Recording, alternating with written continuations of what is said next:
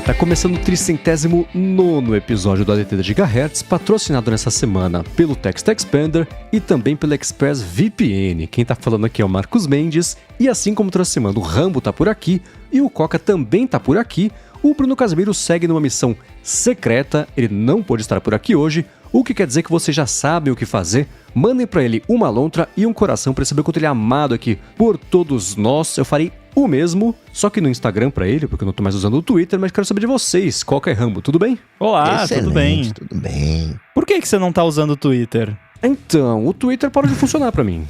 Eu continuo usando, né? Pelo menos a minha mão acha que eu continuo usando aqui.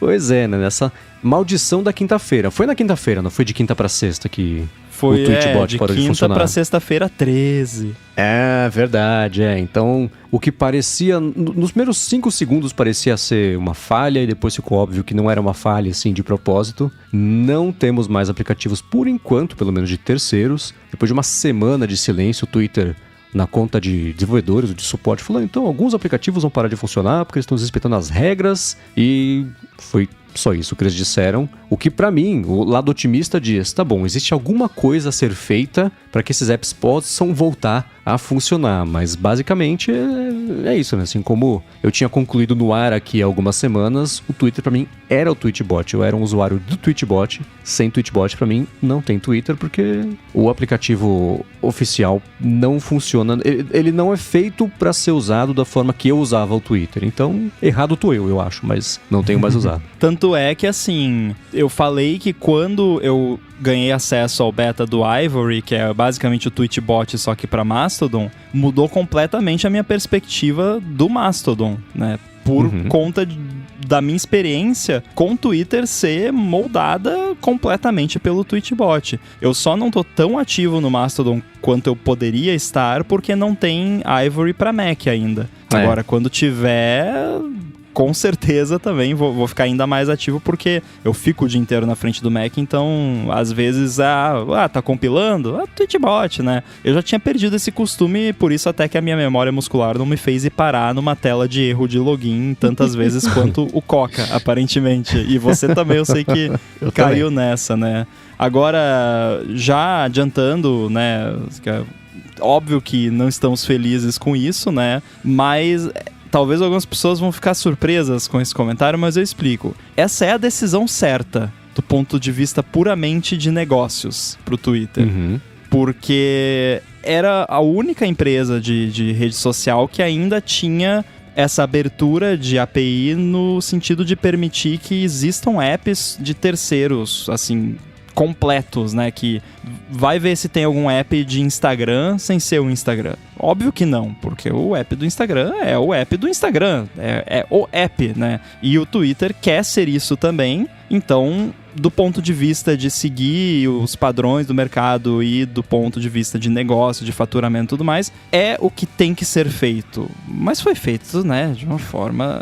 terrível, né? Porque tem que avisar, né? Ó, galera, daqui um mês a gente vai desativar esses apps. Beleza? Paciência, tchau, valeu aí, né? Agora, cortar do dia pra noite, não falar nada e levar uma semana e falar só que desrespeitaram regras, é meio covarde, né? Não assumir ali, não, galera, ó, a gente quer mais dinheiro e é isso, e beleza, e tá tudo bem, né? Mas, enfim, é triste, né? Mas eu acho que é algo inevitável. É algo que iria acontecer de um jeito ou de outro, só que poderia ter acontecido de um jeito, né, mais bem planejado, mas digno. Não se pode esperar.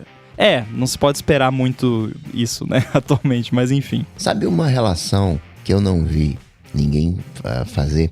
Até porque eu não tô mais acessando o Twitter. Brincadeira. Até acessei o aplicativo de Twitter e vi que a galera tá postando menos, né? A galera que, né, de alguma maneira eu acompanho. Nessa terça-feira, que foi uma terça-feira, nessa sexta-feira, que foi uma sexta-feira 13, quando saiu do ar, na verdade saiu na quinta, mas enfim. Teve um vazamento, né? Noticiado um vazamento de e-mails do Twitter. 200 e carambada milhões de e-mails, que é praticamente a base inteira de e-mails do Twitter. Explorando a API. Eu fico pensando assim, caramba, a API, quer saber, tira esse negócio aí do ar e se não aproveitou esse embalo para fazer essa reforma de alguma maneira. Porque ninguém tá falando do vazamento, né? Não, é porque assim, Coca, se eu não me engano, esse vazamento já é antigo. Porque essas coisas de vazamento de base de dados, elas viram meio que um ping-pong que tem o vazamento, aí é divulgado, daí morre, daí é divulgado de novo um tempo depois, quando é conveniente pra imprensa ou pra alguém. Então, não tô defendendo o Twitter aqui falando que não teve... Não, teve o vazamento, só que eu acho que não foi um vazamento novo, é uma parada que já tinha rolado e meio que voltou à tona agora porque tiveram mais informações, ou o Have I Been Pwned lá publicou, não sei, enfim, né, por algum motivo isso veio à tona novamente. Mas se fosse esse o caso, teriam desligado a API, ponto, né? Mas não foi o que aconteceu. Foi um target de Tweetbot, Twitterific, que foram apps específicos que eles bloquearam. Não foi um bloqueio da API, tanto é que a publicação de episódios novos da Gigahertz no Twitter é via API. A gente tem um botzinho nosso lá que usa a mesma API que esses apps usam e tá funcionando. Eu até falei pro Mendes, foi na sexta-feira, quando a gente foi publicado, eu até falei, e aí, será que vai sair o tweet? Vamos ver, né? E saiu. Então, e outros apps menores de Twitter estão funcionando ainda.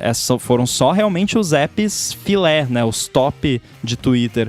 Uma coisa que algumas pessoas levantaram é que, pelo menos os apps que a gente conhece, que foram bloqueados, todos eles, o nome do app meio que tem uma brincadeirinha com Twitter, né? Tipo, Tweetbot, Twitterific, e que talvez essa questão da regra que eles estão cutucando seria uma tecnicalidade de você não pode infringir no copyright, mas ainda assim, né, é um stretch incrível. A experiência, eu não teria nenhum problema em ver anúncios, por exemplo, do Tweetbot. Uma coisa que eu tinha comentado, assim, se tivesse como ligar os anúncios do Twitter, beleza, porque desde o começo o Twitter era uma rede que não era muito lucrativa e o que eu falava, se eu puder fazer pra ajudar, né, tipo democracia, o voto de ninguém vale sozinho, mas de todo mundo junto faz alguma coisa. Então, era a mesma coisa, assim, se eu puder, liga, ver propaganda não é o problema. Todo o resto do Twitter, pra mim, era o problema de timeline fora da ordem. Assim, não existe sincronia de timeline entre dispositivos. Se eu acessar o aplicativo do Twitter, depois acessar o site, uma coisa não conversa com a outra, onde eu parei na timeline. Uma coisa mais absurda e básica e primária não tem, né? Então, toda essa experiência, o Tweetbot ganhou antes coisas como filtrar hashtag, né? Falei, assim, depois que eu bloqueei Neymar, a palavra Neymar, o céu se abriu, que eu falei, beleza, agora eu consigo ver só as coisas que eu quiser e tiro todo o resto, ó que maravilha, né? E o Twitter não tinha isso, passou até depois de um tempo, foi evoluindo. Eu tenho filtro de mute que usa expressão regular no Tweetbot. Então... Vai ver se tem isso no Twitter. Então essas coisas todas sempre pra mim, pro meu uso, assim, eu comento muito na área de trabalho. Você tem que fazer a ferramenta funcionar do seu jeito e não ao contrário. Se você tá tendo que se dobrar pra encaixar no formato da ferramenta, tá errado, né? Você tá fazendo dois trabalhos, trabalhar e trabalhar pra ferramenta, ao invés de ser o contrário. Então, encontre a ferramenta que funcione do jeito que você precisa, ou que você consegue moldar pra fazer do que você quer. Pra mim, era exatamente a experiência lá do Tweetbot. Não ter propagandas, eu acho que é um dos problemas, não dá pra saber, porque eles não falaram qual é, você tá fazendo errado. Tá, qual que é o certo? Não falaram. Então, tá difícil de saber, mas esse lance do nome pode ser. Tem muito também o argumento de assim, poxa, né, o pessoal não vê as propagandas, mas assim, quem usa aplicativo de terceiro geralmente me parece, né, com base em nada, me parece mais engajado no Twitter do que pessoas que usam aplicativo nativo. São pessoas que criam conteúdo, que geram conteúdo, que circulam conteúdo. Então você bloquear essas pessoas que elas não estão vendo propaganda no Twitter, tá, você pode fazer isso, mas você vai perder em conteúdo gerado para as outras pessoas poderem ficar lá, navegar, tweetar, retweetar, conversar, discutir e falar. Onde vai estar a propaganda, né? Onde você vai enfiar a propaganda. Eu posso dizer onde ele pode enfiar. Então, assim, não adianta você ter uma rede social lá só com a galera do reply, né? Porque como que funciona o Twitter, né, na prática? Tem uma galera que produz conteúdo, que compartilha, que faz curadoria de conteúdo, que cria conteúdo e tudo mais. E tem a galera do reply, a galera que só fica lá dando reply, dando like, retweet, quote tweet e conversando, discutindo, brigando, o que quer que seja. Não tô dizendo que essa galera vale menos, tem menos mérito, nada disso. É só que você precisa de uma galera pra você ter a outra. Então, se você tirar a galera que produz e deixar só a galera do reply, você vai ter uma rede com um monte de gente querendo dar reply sem coisa pra pessoa dar reply, ou dar retweet, ou dar, sabe? Então desculpa, mas vai sobrar só lixo no Twitter, né? Vai sobrar... Torço pra que não, né? Tomara que, né, dê certo de algum jeito. É triste pra mim, por mais que eu, né, tenha o Schadenfreude de dar errado, mas, pô, é triste, né? É uma rede que a gente sempre curtiu e tal, então não gosto de ver as coisas degringolando mais. Eu acho que tinha jeitos também de fazer uma limonada, né, com o limão, pegar, pô, cobra então, quem quer usar aplicativo de terceiros tem que ser assinante do Twitter Blue. Ou até um plano mais caro do Twitter Blue para você poder usar aplicativo de terceiros. E com anúncio, beleza, tá bom. O privilégio é usar o app de terceiro, não é não ver anúncio. Sei lá, eu acho que tinha, né, outras formas. Até porque assim também, não ver anúncio, não tem anúncio, né? Tem anúncio o quê? Do pessoal pedindo Pix. Então, eu posso cancelar minha assinatura de Tweetbot? Vocês já cancelaram a assinatura do Tweetbot de vocês? Cara, não. E nem vou cancelar. Ele pode sumir da App Store, pode nunca mais funcionar. Eu vou manter a assinatura ativa por quanto tempo ela durar. Enquanto eles deixarem eu continuar assinando, eu continuo. Assim, eu não sei, acho que são R$25 por ano. Era uma coisa assim, cara, na boa, né? Da noite pro dia, o faturamento, o ganha-pão da galera que faz o Tweetbot sumiu. Foi cortado sem aviso, sem preparação, sem nada. Eu, ao longo dos anos, assim, o Tweetbot sempre foi a app que eu mais uso no iPhone. Assim, se for divide R$25 num ano, múltiplas vezes por dia que eu abro e uso, e as horas, assim, não dá um centavo por utilização que eu fazia dele. Eles não merecem o que eles estão passando por motivos que não tem nada a ver com eles. Então eu vou deixar ativa por quanto tempo funcionar. Pena que não dá pra eu dar mais agora, assim, direto lá no Tweetbot, porque senão eu dava que eles não merecem passar por essa humilhação que eles têm passado. Eu abriria um Patreon, se eu fosse eles, porque eu colocaria uma grana lá num Patreon, se eles fizessem. Qual é o objetivo do Patreon? Apoiar essa galera aqui que se ferrou e não foi culpa deles, né? Beleza, apoio.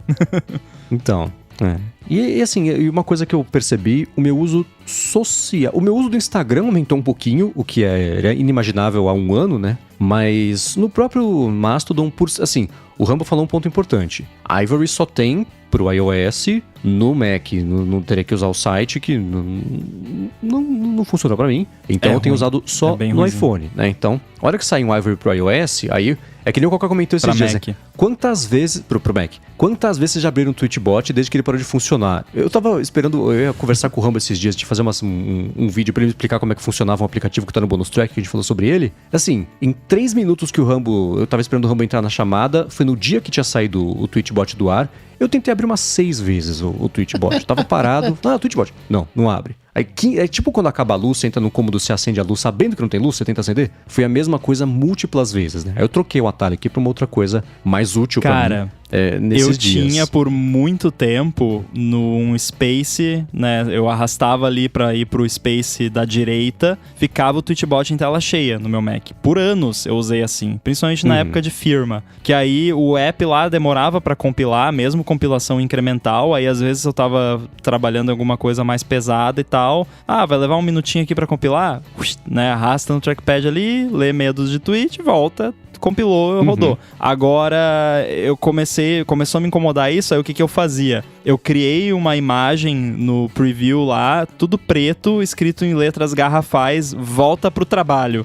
E botei isso em tela cheia no negócio da direita e deixei, acho que durou uns 3 dias assim, e eu perdi o hábito. E aí, pessoas, crianças, como eliminar um hábito, né? Então eu fiz isso, e aí eu eliminei esse hábito da minha vida e parei com isso. Então eu já...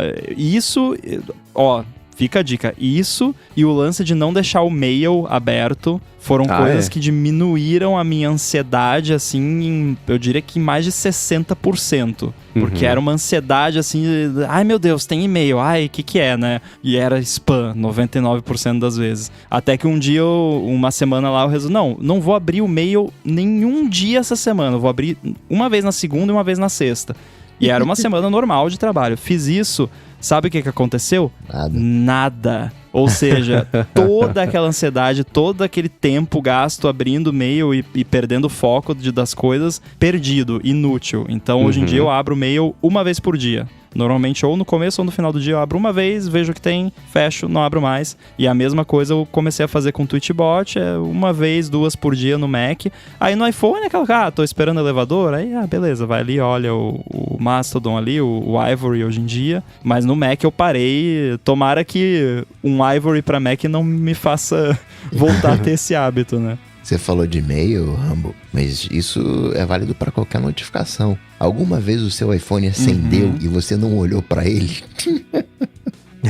Pois é, esse é o problema. Notificação vinda de outras pessoas, acho que esse é o principal. Assim, lembrete, coisa que você estabelece pra si mesmo, beleza, mas você depender do bom senso de terceiros pra conseguir ser produtivo, esquece. Então, dá uma importância maior do que parece ter a coisa, assim, tipo... Sim. Eu quero dar o direito de qualquer pessoa aleatória, ou até que mesmo que não seja uma pessoa, controlar a minha atenção... Se não, desliga a notificação. Exatamente. Então a chave tá aí.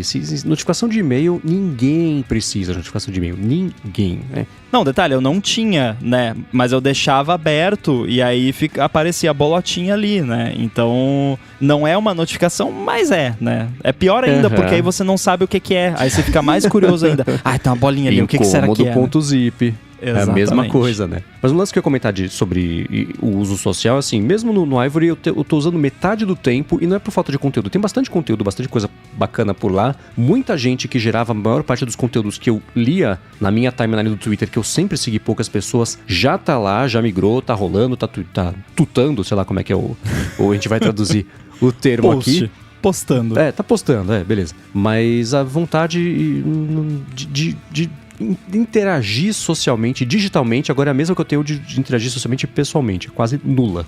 Então, e um paralelo que eu fiquei pensando essa semana é que nem quando, sei lá, todos tínhamos VHS. Aí saiu o DVD. A gente vai lá, começa a montar a biblioteca de novo, tudo de DVD. Terminou de montar, sai Blu-ray. Fala, velho, não vou comprar tudo de novo. Então, eu tô sentindo a mesma sensação com o Ivory, né? Você monta uma rede, aí para, você monta outra, aí para. Você fala, não, quer saber, cara? Assim, se alguém quiser saber o que a gente tem a dizer, vem escutar os podcasts. Não preciso mais ter tantos canais de divulgação de mim, né? Eu canso disso, as pessoas cansam disso. Então, eu tenho usado o Ivory pra coisas... pra quem tem 60 e poucos mil seguidores. Você pensar em...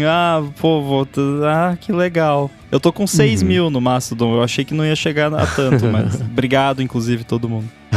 Eu tenho usado pra postar lá no Mastodon coisas que eu não postaria... Coisas mais sobre mim que eu não postaria no Twitter. Então é curioso, né? Eu postei hoje, que a gente tá gravando aqui, eu tenho um móvel da sala que tem 2 velas. O sol bateu na vela, as 2 derreteram, então caídas, murchas, assim. É isso, a postagem é umas coisas que eu não sei se eu postaria no Twitter, porque não sei, então lá, mas no máximo isso, assim, não tenho investido na minha presença digital, social, no Mastodon, e não vejo outra rede aparecendo porque me dê vontade de fazer isso. Voltando a funcionar o Tweetbot lá no Twitter, eu volto a entrar lá e ver o que tá acontecendo, mas o uso ativo que eu fazia, não vejo isso tão cedo acontecer, não. Bom, passado esse mini, que não foi mini assunto, vamos entrar pro follow-up, os follow-ups aqui sobre o que pintou na semana passada, últimas semanas também aqui no podcast e em outros podcasts da Gigahertz, vai ter um follow-out também, mas antes disso eu vou tirar um minutinho aqui do episódio para agradecer o Text Expander, que tá mais uma vez patrocinando aqui o ADT e tá com desconto especial para quem escuta o podcast e quer poupar vida, não quer mais ficar digitando as mesmas coisas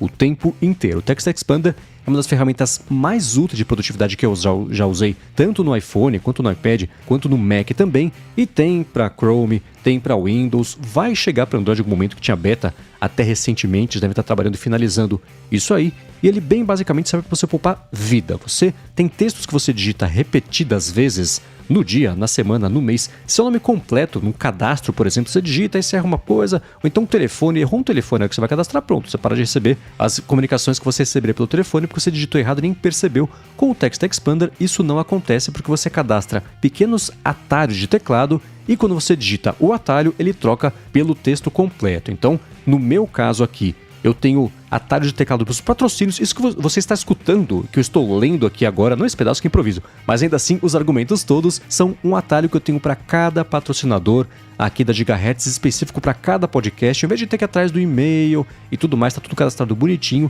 Informações pessoais como CNPJ, e-mail, número do passaporte, cartão de crédito não, que aí você, né, não é uma boa ideia. Mas assim, nome completo, endereço, né? Me mudei para São José dos Campos. Agora, @SJC ele troca para São José dos Campos num cadastro, isso é muito útil, por exemplo. E tudo isso você também tem suporte para equipes. Então, se você trabalha numa empresa em que todo mundo tem que ter uma versão mais atualizada de algum texto que muda com frequência, ou então se vai rolar um evento, ou uma empresa que trabalha com eventos, por exemplo, saber a informação certa de cada evento e tudo mais, você cadastra os atalhos e todo mundo da equipe tem acesso, por meio do mesmo atalho de teclado, aos textos completos, atualizados, tem suporte a texto formatado, então negrito, itálico, tamanho, link e tudo mais. E a parte mais bacana é que você que escuta aqui o Área de Transferência tem um desconto de 20% na assinatura aqui do Text Expander para você fazer a assinatura, claro, do plano individual. Você tem que acessar o link textexpander.com/ADT e com isso você ativa, aproveita essa oferta e poupa a vida. Para de depender aí de sempre digitar as mesmas coisas o tempo inteiro. Então, mais uma vez, acessa lá textexpander.com/ADT. Muito obrigado, Text Expander, pelo patrocínio mais uma vez aqui do podcast e pelo apoio a toda a Gigahertz. Obrigado, Text Expander. Valeu. Vamos lá, follow-up sobre a semana passada. O Fabiano Castelo disse que a gente comentou sobre navegadores, né? Qual que cada um de nós usamos aqui. Ele comentou que há 2 anos tem usado os perfis lá no Chrome, que resolveu o problema que ele tinha de usar vários browsers para acessar contas diferentes, e ele falou que para ele funciona muito bem. É uma coisa que vocês já testaram, que vocês usam, que vocês nem lembravam que existia. Como é que é para vocês? Eu não uso muito porque o meu principal motivo para usar browsers diferentes é testar coisas ou coisas que realmente não funcionam, tipo o StreamYard que a gente tá usando agora, né, que não funciona no Safari, mas não uso tanto para alternar entre contas necessariamente, então não vejo necessidade, mas já ouvi falar do recurso e sei que é muito útil. Firefox também tem, né?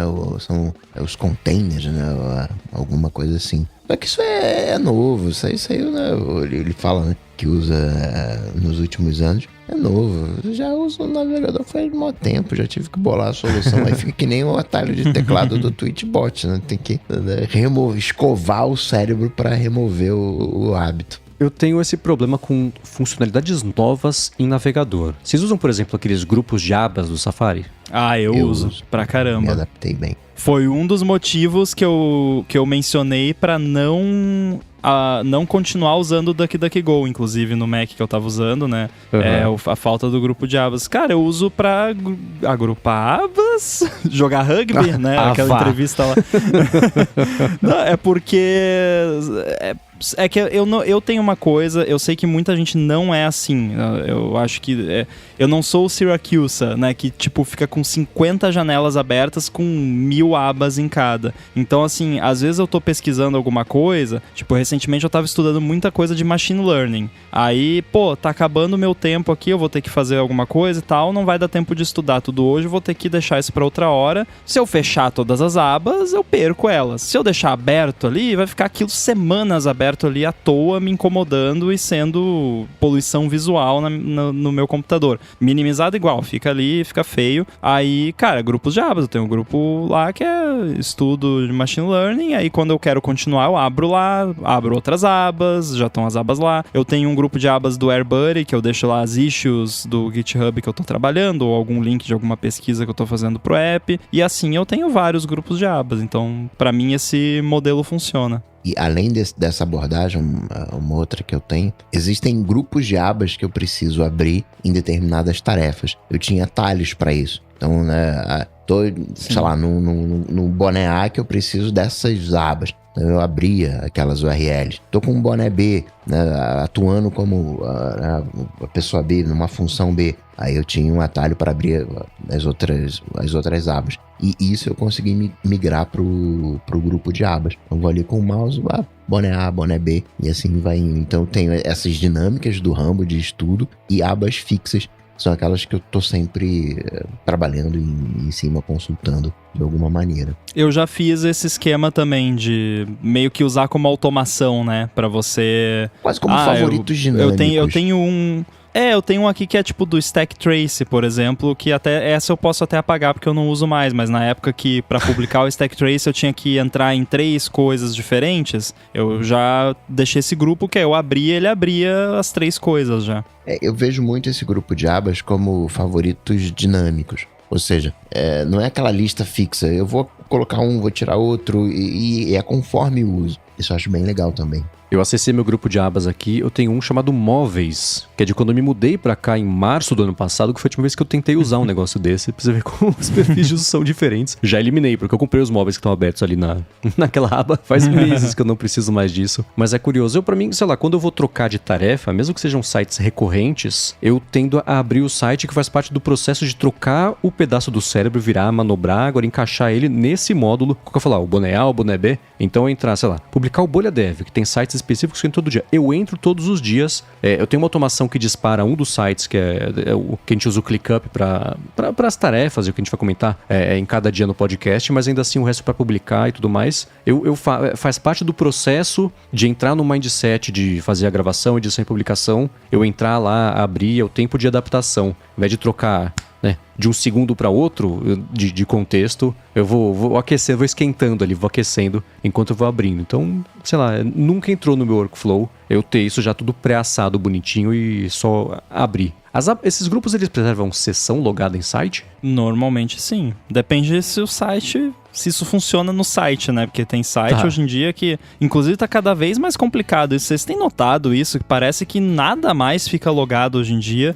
E isso começou a acontecer até em apps agora. Tem app que eu uso que toda vez que eu abro o app, e não é app, eu uso uma vez a cada 5 meses. Não, é app que eu uso, tipo, uma vez por semana, que eu entro toda vez, esquece completamente que eu existo. Tem que fazer o processo de login todo de novo. Né, que alguns tem, né? Tipo, app de banco, você tem que autenticar biometria e tal, mas tem app que simplesmente login, que isso, né? Entra aqui, se vira. Então tá chato isso. Galera, resolvam seus logins. Tem um XKCD que é muito engraçado, que é sobre o intervalo de atenção de um servidor, né? Que ele fala assim, oi, eu sou um servidor. Ele fala, bacana. Eu sou um browser, quero ver esse artigo aqui. Não, deixa eu te ajudar aqui, beleza, tal, peraí. Oi, eu sou um servidor. Fala, velho, acabei de entrar aqui, como é que já esqueceu quem eu sou? Eu vou deixar na descrição aqui, é o Server Attention Span. Agora, seguindo aqui, vamos fazer um follow-out em relação ao A Fonte, que eu e o Felipe comentamos essa semana, sobre rumores, né, de coisas que seriam lançadas em junho, que foram lançadas nesta semana. Inclusive, a gente vai falar sobre isso também daqui a pouquinho, mas um dos rumores que a gente comentou é sobre a possibilidade da Apple adotar telas sensíveis ao toque nos Macs, e o Rambo tinha uma observação, tem ainda, claro, bacana para fazer sobre isso. Pois é, a gente estava comentando sobre, né, em off, sobre as possibilidades disso e tudo mais, e já trouxemos esse assunto de Mac Touchscreen aqui. Eu meio que me encaixo ali na visão sua e do Felipe de, se tiver, beleza, né, não me incomoda, mas provavelmente eu não vou usar muito, se bem que eu sou do time que já cometeu a gafe de ficar ali um tempinho usando o iPad com o keyboard e aí tocar na tela e tal, e aí depois tentar tocar na tela do Mac. Já cometi essa gafe, né, porque a gente se acostuma e tal, e começa a ser natural isso. Mas eu imagino que dá pra fazer uma parada legal no Mac pra quem quer usar com toque, com integração com o Apple Pencil também, mas eu fiquei imaginando uma parada tipo o Apple Pencil, o hover do Apple Pencil, só que com o dedo. Então você tem ali o macOS com a interface do macOS do jeito que ela é hoje, mas no momento que o seu dedo chega perto ali de um botão, por exemplo, o botão aumenta para ficar mais fácil de tocar, né? E esse aumento pode ser tanto visual quanto aquele aumento virtual só da área de toque, né? Que no esquema do teclado, do iOS tradicional. Eu acho que poderia funcionar e é tecnicamente viável, porque a tela capacitiva, ela consegue detectar a aproximação do seu dedo antes dele tocar na tela. Claro que teria que ser mais preciso e tal, mas eu acho que é algo que a Apple conseguiria fazer. E aí, se tivesse um modo mais como os notebooks /tablet híbridos que tem Windows hoje em dia, que você dobra ele, né, fecha ele mais aberto, né, com o teclado nas costas dele, aí nesse momento ele poderia realmente adaptar a interface e ficar mais grandona ali geral pra você usar mais confortavelmente, mas eu acho que a Apple consegue fazer uma parada assim e ficaria maneiro, não incomodaria quem não quer usar a tela com toque, mas pra quem quer usar, tá lá. Depois da gravação, que eu comentei que a Larissa, por exemplo, ela tem um laptop da HP que tem a tela sensível ao toque e eu nunca vi ela usando isso, e o iPad ela usa normalmente, ela alterna entre as duas coisas. E eu fui falar com ela, falei, por quê? Ela falou, cara, vai ficar cheio de dedo a tela, né? Então, não, uma coisa é uma coisa, outra coisa é outra coisa. E eu fiquei pensando, é claro que sim, lançando um negócio desse, a tela provavelmente teria uma camada oleofóbica, assim como acontece nos tablets, em telefones, né, aquilo tudo. Mas ainda assim, a gente passou uma vida aprendendo que não pode encostar a pata na maldita tela que vai engordurar, né? Pra quebrar esse problema, tudo bem que aí tem uma divisão geracional, né? As gerações mais novas, criançada, encosta na TV achando que vai ser touch, aquela coisa toda, né? Eu, às vezes, outro dia eu sentei aqui na mesa pra trabalhar, pra acordar o Mac, que eu fiz? Eu toquei na tela, eu dei um toque na tela como se fosse o iPhone, pra ele acender. Assim como o iPhone, uma vez eu me senti a pessoa mais idiota do mundo, cara. Eu tava com o iPhone ligado, eu fui desligar o iPhone. O que eu fiz? Eu coloquei a palma da mão em cima da tela como se fosse o Apple Watch. Eu já fiz isso. A tela inteira. Nossa, que bom, que alívio. Que não sou só eu. Falei, ainda bem que ninguém viu, deixa eu fingir costume aqui, porque foi ridículo, né? Mas é uma coisa que a gente vai absorvendo e vira tão natural que... Como assim não funcionou no iPhone, né? Então eu fiquei confuso por um segundo até entender a bobagem que eu tinha feito. Então tem um pouco dessa quebra de paradigma de uso mesmo, mas isso que o Rambo falou, dessa hipótese da Apple ter esse... Semanticamente, sabe como é que seria um bom nome? Force Touch. Porque é o Force ali, está comandando só com, né? Mas também use outra a coisa força. de... Exato, né? Mas a gente sabe que não vai ser. Mas eu fiquei simulando aqui como é que seria, imaginando a reação das coisas. É muito, na minha cabeça tá mó legal, né? Tem que ver como é que seria a implementação disso. Eu imagino um efeito parecido com o efeito de zoom do dock, né? Que até hoje você ainda pode ativar isso no Mac, né? Quando você passa o cursor em cima, ele, né, aumenta e aí dá aquele gradiente de zoom, né? Que eu acho bem bonitinho. Poderia ser uma coisa parecida. E não é que, tipo, você ia ficar com o dedo balançando na frente da tela até você achar. Não, é uma coisa fluida. Você vai, eu quero tocar ali no botãozinho da maçã, lá no cantinho. No momento que o seu dedo tá chegando lá perto, o botãozinho já aumenta pra te ajudar, né? Não é que você vai ficar catando milho ali na tela pra tentar achar onde é que é. Não, né? É só uma coisa, um affordance, né? Pra te ajudar ali na hora de tocar a parada. Mas provavelmente teria uns efeitinhos legais também. Se você ficasse fazendo com o dedo ali, tipo DJ na tela do teclado Mac, ia ficar balançando, né, o íconezinho que nem no... Um efeito parecido com o cursor do iPad, né, que você bota em cima do botão, o botão meio que fica flutuando, assim. Mas aí, nesse caso, a interface, ela se ajustaria para esse botão aumentado? Eu imaginei que o botão ficaria flutuando estilo cursor do iPad. Então, o botão seria... Ele se desconectaria, entre aspas, do background dele. Não seria, tipo, uma lupa, né? Que a interface inteira aumenta. Mas aí teria um idioma de interface separado para quando ele tá no modo tablet, né? Aí, como exatamente seria esse idioma de interface, eu não sei. E eu uso o termo idioma, que é o termo que a Apple usa, né? Que é o User Interface Idiom, que é como que a interface se adapta, né? Tanto é que você pode ter hoje em dia no Mac, você pode ter app de iPad com o idioma de iPad ou com o idioma de Mac, que aí ele adapta o app para parecer mais um app de Mac. Que o app, acho que de podcasts no Mac é assim. Então acho que daria para fazer algo bacana dessa forma. Eu tô aqui com uma janela de Mac aberta. Eu tô me imaginando tentando fechar a janela ali no semáforo, acertando o vermelhinho com o dedo. Aí é que tá, né? Por isso que tem que ter um hover ali, que quando você tá chegando perto, ele já te ajuda. Agora, eu posso dizer que eu já usei até bastantinho o Screens, que é esse app que você acessa via VNC, o Mac no iPhone, no iPad. Eu já usei até no iPhone e, cara, não é tão ruim quanto parece. Tipo, é perfeitamente usável. Assim, É desconfortável porque você tá tocando elementos de interface menores do que você tá acostumado a tocar numa tela de iPhone ou iPad, mas é perfeitamente usável. Então eu acho que com um pouquinho de ajuste rola. Eu tinha pensado em interações parecidas com o remote da Apple TV, mas o contexto de interação é diferente. Na Apple TV você tem um menu que te joga para aplicativos que você vai assistir um negócio por horas. Não é uma interação constante, né? Então não funcionaria. Não, e mesmo no Mac, se você for olhar, a sua interação não é constante, né? Ou ao menos com o touch não seria. Porque eu não sei... Eu imagino o uso do touch uma coisa mais esporádica ou então uma coisa que, quero sentar aqui e ler um negócio. Aí você dobra lá o teclado e fica com o Mac como se fosse um tablet para ler, só por conveniência. Ou então, né, com suporte Apple Pencil para quem precisa usar o Apple Pencil. Aí seria mais interessante ainda. Apple Pencil é legal. Eu tô agora aqui, a gente tá conversando, eu tô com uma caneta na mão e eu tô fingindo que eu tô mexendo no Mac com a caneta, seria mó legal. Então, na minha cabeça tá bonito também como é que isso funciona. O que eu ia comentar é o seguinte, né? A gente tem...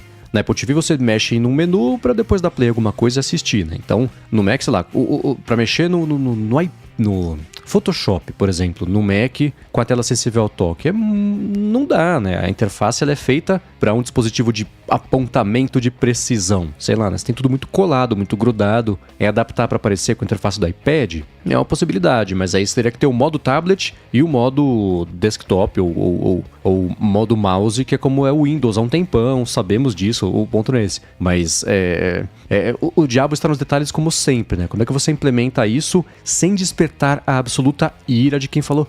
quem sempre disse, não quero touch no Mac, né? O nosso argumento é, não usa. Mas se isso começar a interferir no uso de quem não tá metendo o dedo ali na tela, aí vira um problema, né? Então, tem que medir muito bem quais vão ser as diferenças e adaptações ali, pra quem não quiser usar um Mac tocando na tela, nem lembrar que isso é uma funcionalidade, né? Exato. Agora, uma coisa que pegou a gente de surpresa...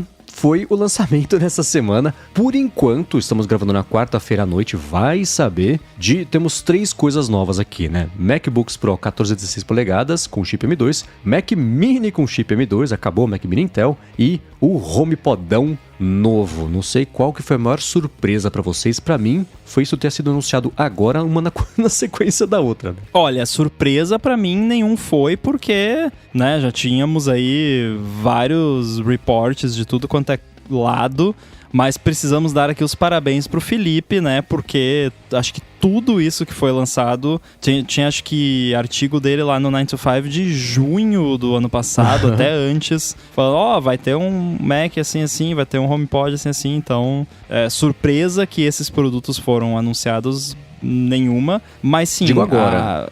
Agora sim, mas eu acho que a surpresa de agora é porque na verdade não era pra ter sido agora, né? Era pra ter sido final de 2022, como estava no nome do arquivo lá, do vídeo de anúncio dos Macs, né? Que a Apple publicou um vídeo no site, e aí você vai ver lá a URL do arquivo, tá lá, Mac Mini, MacBook Introduction 2022, né?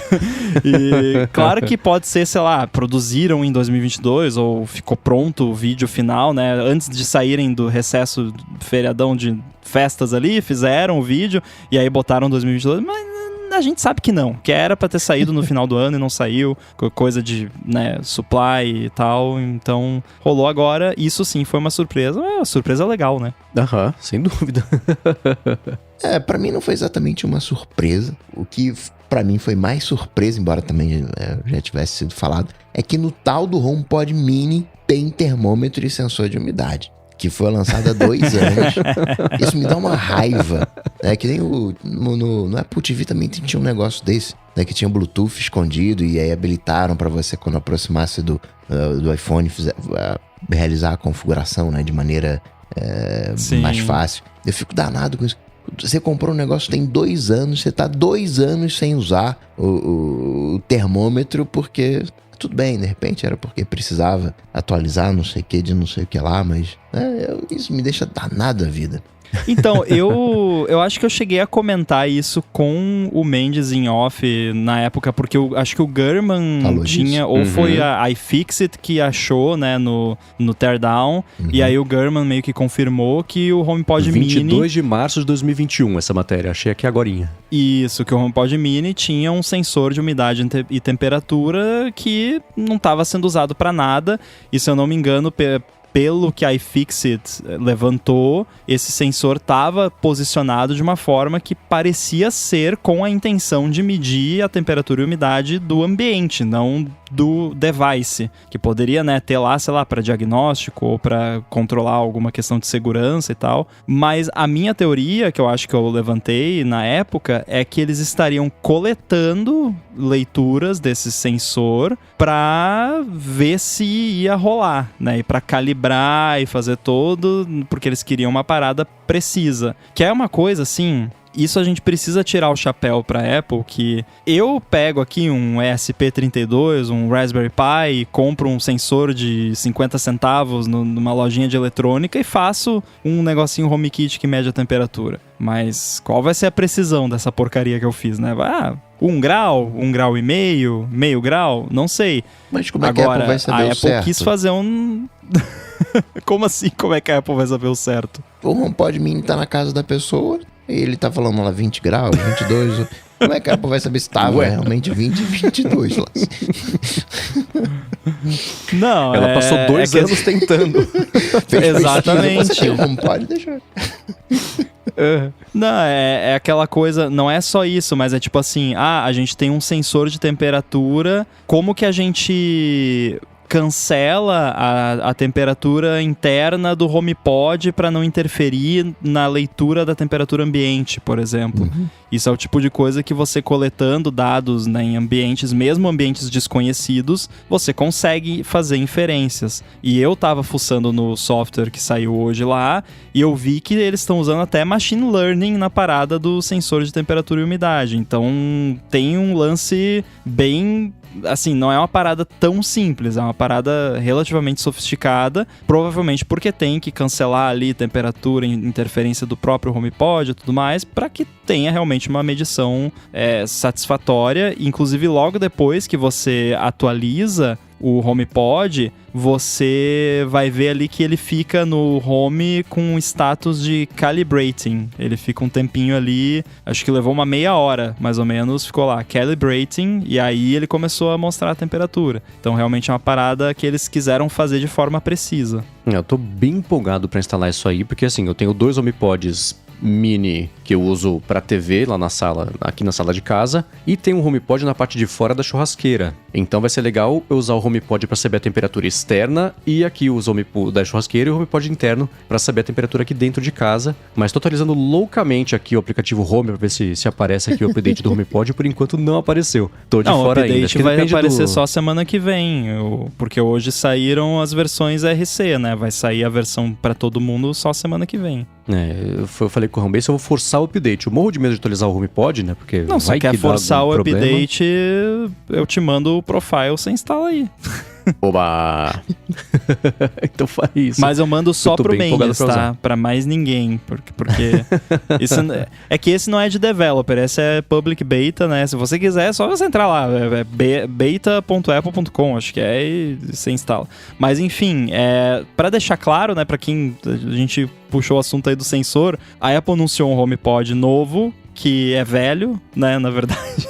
É um HomePod grandão com o processador, né, novo, com os recursos do HomePod Mini, com umas coisinhas novas, inclusive o lance do sensor de temperatura e umidade. E aí, com isso também, na atualização do 16.3, tá habilitando esse sensor que já estava no HomePod Mini, por isso que eu já tô testando aqui. Só para deixar isso claro. Esse HomePod, eu tava vendo, ele, de alguma maneira, é meio inferior ao de 2018, porque tem menos microfone, não tem os mesmos alto-falantes. Até no Wi-Fi é diferente, né? É um Wi-Fi... Era AC, era agora é um Wi-Fi N, que é, sei lá, de 2010. Eu fiquei meio em dúvida, assim, com Claro, a qualidade final vai ser, né, do som vai ser excelente, né, tal qual o HomePod, mas me incomoda essas reduções de qualidade, sei lá como é que a gente pode chamar. A questão é, alguém vai notar a diferença, sabe? E aí, tá, beleza, produto Apple tem que ser de altíssima qualidade e tudo mais, mas, cara, $500 pra uma caixinha de som é complicado, né? E tudo bem que é a caixinha de som, né? Não, então, agora... Mas seria 500, né? Por que agora é bem mais barato do que tiveram que tirar de algum lugar essa gordura, né? E aí eu vou saber, porque eu vou comprar, né? Já dando spoiler aqui, eu não comprei ainda, porque eu vou viajar agora, de repente, não sei, pego na viagem se tiver, ou... depois eu encomendo, vou ver o que eu faço, mas eu vou comprar com certeza. Atualmente eu tenho um par estéreo do HomePod antigo lá na sala que a gente usa de home theater, então eu vou poder falar, né, as minhas impressões. Mas, cara, eu acho que na prática ninguém vai notar a diferença. E aí ninguém notar a diferença pra uma diferença de 200 conto no preço do negócio, é 200, né, a diferença. Ou é 100? Então, não, assim, o HomePod original foi lançado a 350. E aí, depois de um tempo, a Apple reduziu para $300, que é o preço desse agora também. Então, eu acho que assim, ele, para ficar no sweet spot que a Apple quer, o passado, com o hardware que ele tinha que ser vendido por $350. Ela cortou 50, ela começou a perder a margem que ela tinha. Então, para conseguir ter a mesma margem... Ela deve ter piorado o hardware, porque a crítica ao HomePod era o quê? Essa é a melhor caixa do mundo, que ninguém vai perceber a diferença do quão melhor ela é, porque ela é melhor assim. Então, já que ela era overkill, tá bom. Então a gente vai economiza aqui, põe menos... Até, eu vi o pessoal brincando, né? Até o HomePod tem menos tweeters agora, porque agora são 4 versus 7, uma coisa assim, que era da versão passada. A coisa bacana é que aquela tela em cima... Tela não, né? Aquela parte que acende, que não é exatamente uma tela, uma superfície iluminável, colorida, animada, sei lá. A bolota tá maior, da Siri. Deixa mais bonito. Isso, a bolota da Siri. Tá maior, deixa mais bonito do que aquela bolota menorzinha que tinha lá a parte iluminada do HomePod original. Eu esperava um design diferente. Ele não vir com nenhuma diferença a não ser essa aí, me indica que assim, a Apple querendo provar que esse form factor tava certo. Ela errou em abordagem, errou em preço, sei lá, que coisa. Mas... Aí é um outro assunto. Quanto tempo vocês têm pra te falar sobre isso? Podemos falar rapidinho, porque assim, eu tô esperançoso, levemente esperançoso, porque eles fizeram uma coisa que, em teoria, corrige uma das minhas principais reclamações da carangueja, que eu já falei várias vezes aqui, que é o lance dela ficar falando e não calar a boca nunca quando você pede pra fazer alguma coisa, que agora, quando você pedir pra fazer alguma coisa que não fica imediatamente óbvio, então, se eu pedir eu tô aqui no escritório, eu peço pra carangueja do HomePod acender a luz do escritório, não vai falar nada. Porque eu tô vendo que acendeu a luz. Se não acender a luz, provavelmente vai ficar meia hora falando que deu erro, que é pra abrir o home, pra ligar pro Papa, sei lá. Mas se for, por exemplo, acende a luz da cozinha, eu não tô vendo a luz da cozinha, vai só fazer um sonzinho pra confirmar que rolou ou não. Cara, isso é sensacional. É exatamente o que eu disse que eles tinham que fazer. Cara, eu não preciso que fique falando. Só dá um... Pronto, já sei que fez. É o pisca, não sei, faz sinal de fumaça. Não, sinal de fumaça seria ruim, né? Qualquer coisa que não seja ficar meia hora falando, né? Tipo...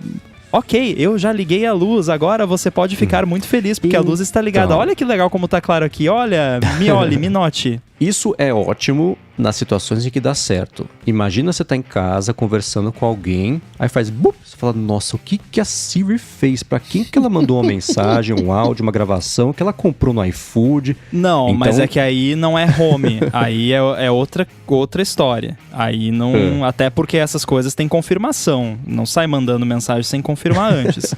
Né? Agora, coisa de home, pra mim, isso e ok, fiz...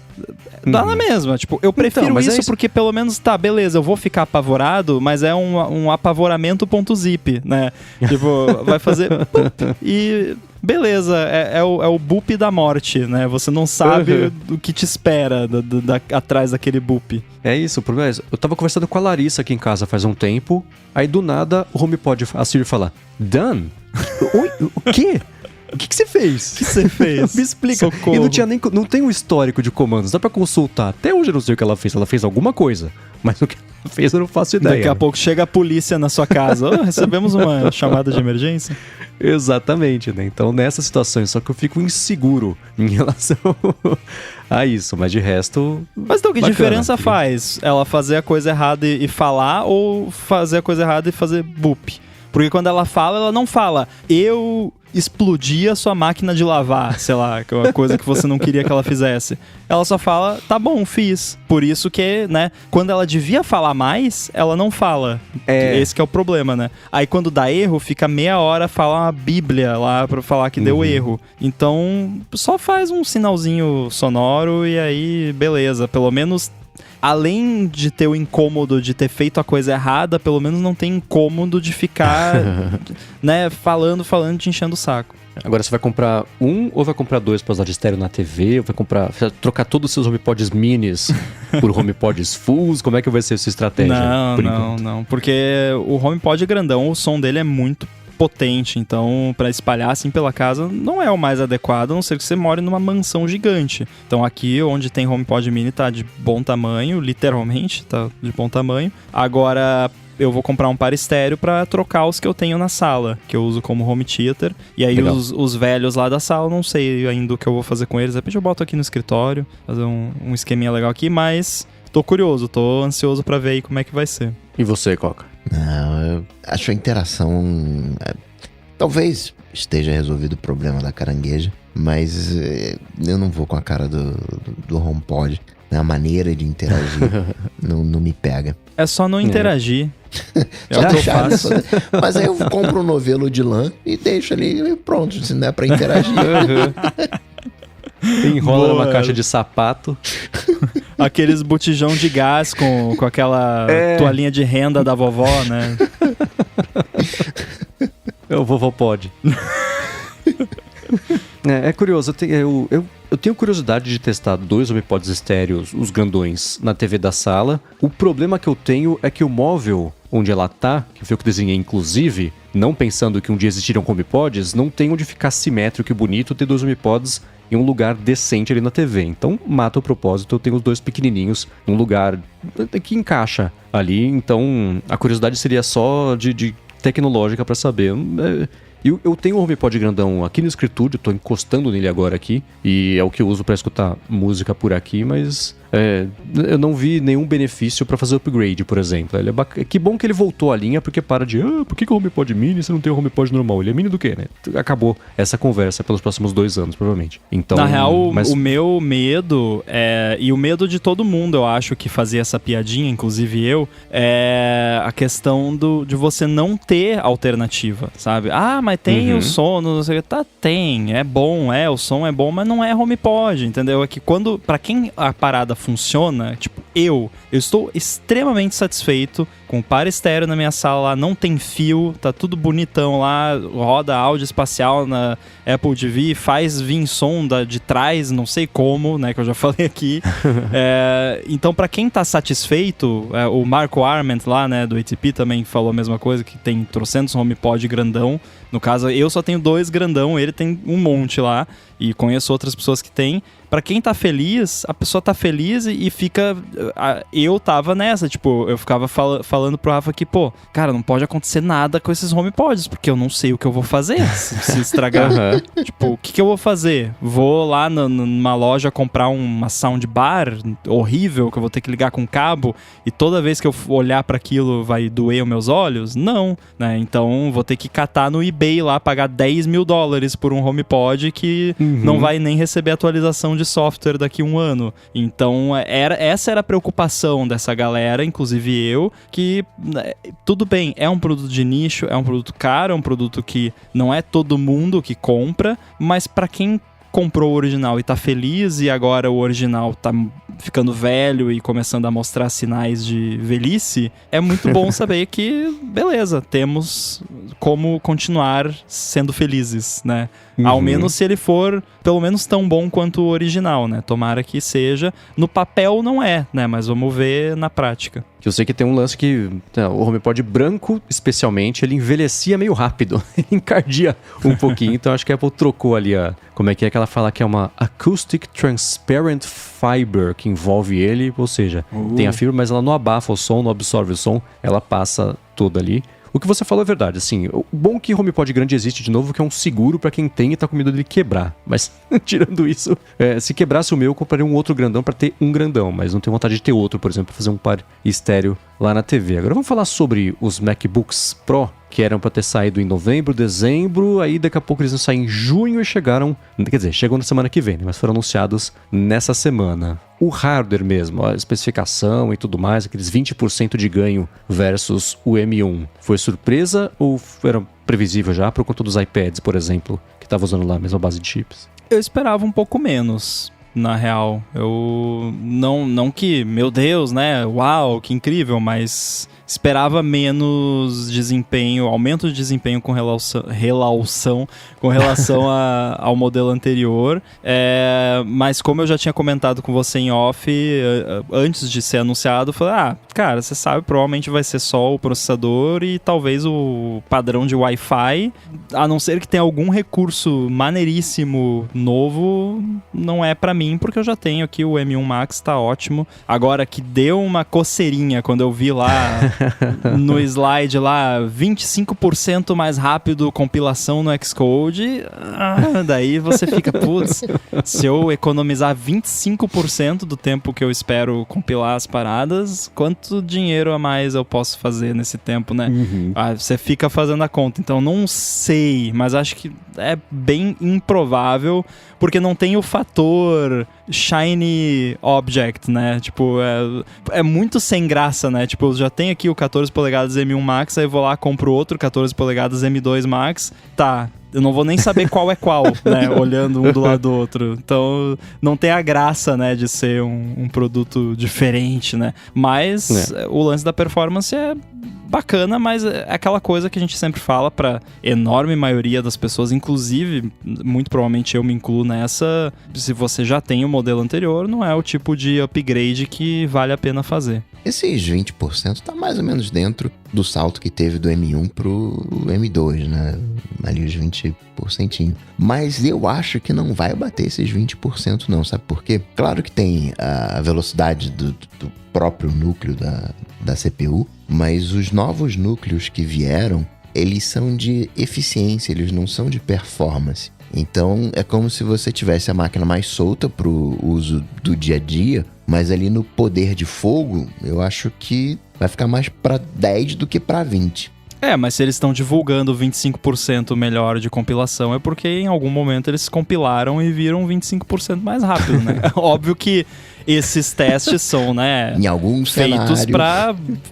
em alguns cenários, exatamente. Algumas condições... É feito pra ficar bonito, mas assim, não é mentira, né? Então, 25% mais rápido compilar, vai compilar 25% mais rápido. Se você tiver com Slack, 50 mil abas de Google Chrome e mais 300 mil coisas abertas, talvez não, né? Mas existe um ganho de performance, mas é aquela coisa. Se é 25% lá, de repente pra você vai ser 18, 15, né? Ou 10, que nem se disse. Então, sim, o teste que eles fazem é nas condições ideais de temperatura e pressão, então sempre, né, tem que levar em consideração essas coisas. Vamos ver o que o pessoal que faz review e tal vai dizer sobre isso. Eu não gosto muito de olhar para benchmark justamente por conta disso, né, porque é um teste sintético que não te diz muito, né. Agora, você falou de eficiência, foi também uma pegada bacana, porque quantas horas o de 16 polegadas, que também, né, nas condições ideais 22. Tava, né, 22 horas de... É bizarro isso. Teve uma coisa que me incomodou tanto na apresentação, na hora que eles anunciaram isso, que tá escrito long, com a repetição de Os, o número de letras dessa palavra ficou com 21. Falei, pô, põe 22, né? Pra ficar igual o número de horas da bateria. Não, ficou com 1 a menos. Pô, sacanagem isso aí. Sacanagem, faltou atenção ao detalhe ali. Eu gostei que manteve o preço, né? Aquela atualização natural, né? Pegou ali o saleiro, colocou um pouquinho mais, né? Permitiu a memória expandir um pouquinho mais, tem mais CPU, tem mais GPU. Veio finalmente o Wi-Fi 6E, Bluetooth agora 5.3, nova geração de Secure Enclave, nova geração do processador de imagem. Foram aqueles pequenos ajustinhos ali, né? Suporta lá o 8K 60 Hz, mas não é uma revolução, e nem acho que ninguém esperava de uma revolução assim, mas uma evolução natural, né? Um movimento natural, né, que a Apple deve seguir a cada aninho ali, cada nova versão, traz ali mais uns 20, 30% e vida que segue. É o update que eles tinham que fazer, né? Que a gente vive falando aqui, aquele update de, tem processador novo? Enfia em todos os devices que pode enfiar, né? Que é o que a gente reclamava da época da Intel, que eles não faziam porque não dava. Agora, infelizmente, não tá dando o quanto deveria por conta da situação dos chips e toda essa confusão. Provavelmente, se não tivesse rolado pandemia e tudo mais, a gente já teria Mac Pro, Apple Silicon, e esses Macs aí teriam saído bem antes, provavelmente meados pro final do ano passado, que é quando era para eles terem saído. Então, esses são Macs de 2022, na verdade, que eram para ter saído no ano passado, e aí provavelmente no começo do ano que vem ou até um pouco antes a gente já vai ver aí o M3 dando as caras, mas é o que eles têm que fazer, né? Tem processador novo, Apple Silicon, bota em todas as máquinas que der, porque quem tá no mercado aí pra comprar, já compra com o melhor processador possível.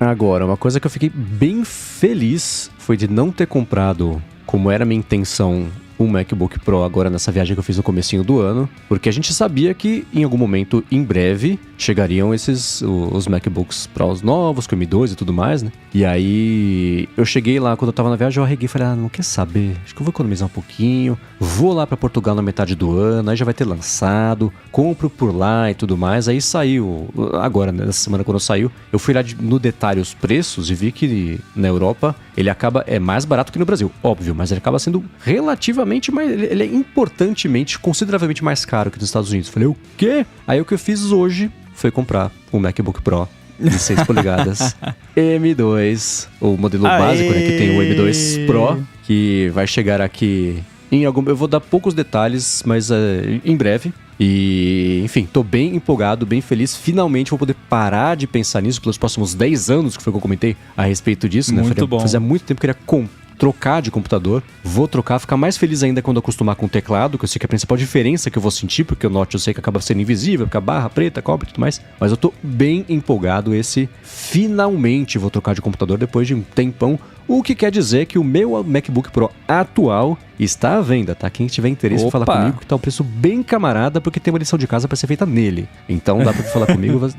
Quem quiser comprar vai se sair bem. De qualquer forma, eu tô bem empolgado. Então, Rambo, eu não tenho parâmetro para saber como é que é a compilação de Xcode até agora, mas na hora que eu testar, eu posso falar se tá rápido de verdade ou se tá muito rápido de verdade, que for compilar alguma coisa no Xcode, que aparentemente está no meu futuro próximo aí. Eu te mando o repositório do AirBuddy e aí você faz um benchmark, aí eu faço aqui e a gente compara, daí vê qual que vai mais rápido.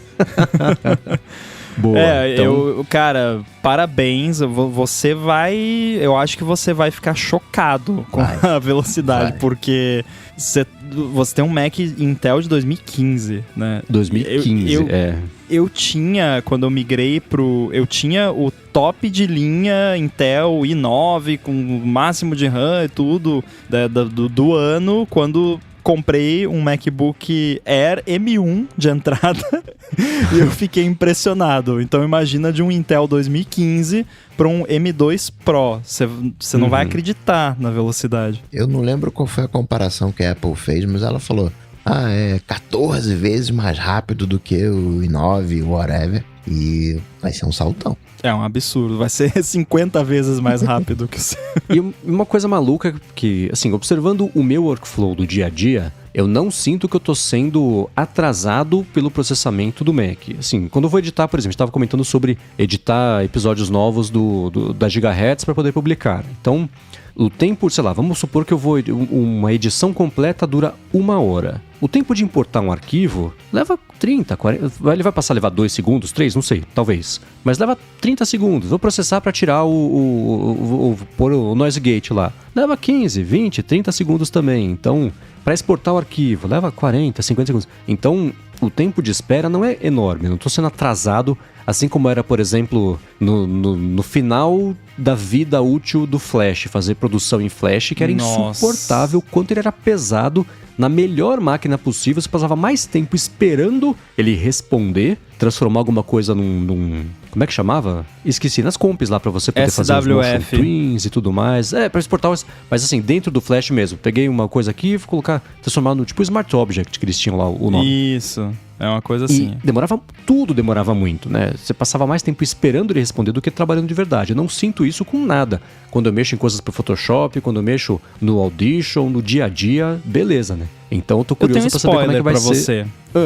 No Audition eu acho que não vai fazer muita diferença não, viu? Porque eu lembro que ele é um pouquinho mais rápido, claro, né? Mas assim, é que eu não sei se é porque áudio ele não é muito paralelizável, né? Tipo, ele não consegue pegar o áudio, dividir em pedacinhos e fazer um pedacinho em cada núcleo, né? Ele é single core, basicamente. Então, sei lá, se leva 30 segundos, talvez vai cair pra 20, mas acho que não vai cair de 30 pra 2, porque aqui a demora que eu vejo pra algumas coisas aqui é um pouquinho menos do que os números que você mencionou aí. Então acho que essa parte de áudio você não nota tanta diferença, mas uma coisa que dá diferença que não é muito mencionada é coisas bestas, tipo abrir uma janela do Finder, sabe? É a total ausência de delay nas coisas, que quando depois que você tá acostumado a usar Apple Silicon e você vai usar um Mac Intel, parece uma carroça. Tudo que você vai fazer parece que você tá usando um computador via VNC via internet, assim, sabe? Que não é que o computador tá travado, ele é rápido, mas tem um delayzinho, assim, tudo tem um lagzinho e esse lag ele vai embora. Ainda mais que a tela é ProMotion, né? Então, meu Deus do céu, você vai achar maravilhoso isso.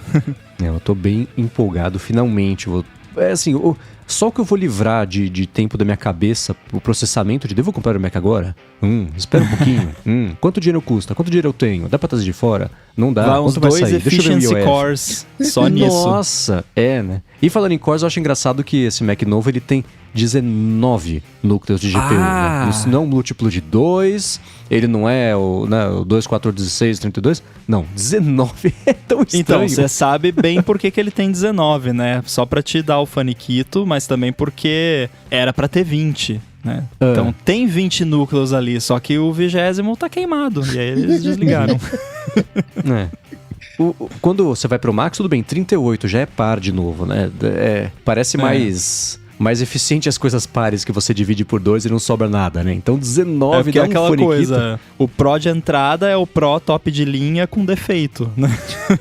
Né? É muito bizarro isso de processador. Eu participei nessa semana lá do iFeed Talks, a gente falou também sobre os Macs novos e eu levantei essa dúvida lá, a gente não conseguiu de improviso ver uma coisa assim. Eu tô curioso pra saber, por exemplo, a comparação que a Apple fez no evento, sei lá, você tem o M2 Pro, comparou com o M1 Pro. Beleza, né? É um jeito muito fácil de você ver qual foi o ganho, mas eu queria saber, por exemplo, você pega o M1 Max e compara com o M2 Pro, com o M2. Qual é o ganho nessa situação? Para quem vai comprar um Mac novo, vale a pena comprar um Mac usado que seja com o M1 Max ou comprar o M2 normal, por exemplo? Então, acho que essa escadinha de diferença de processamento bruto, né? Eu sei que tem mais core de GPU e tudo mais, mas ainda assim, essa diferença eu tô curioso para ver alguém fazer comparação. Eu fiquei meio perdido no que você falou, muito M1 aí no processo, mas em linhas gerais, a Apple ela tem duas linhas de processadores. Tem a linha padrão e a linha Pro. Porque o Max, na verdade, é GPU a mais.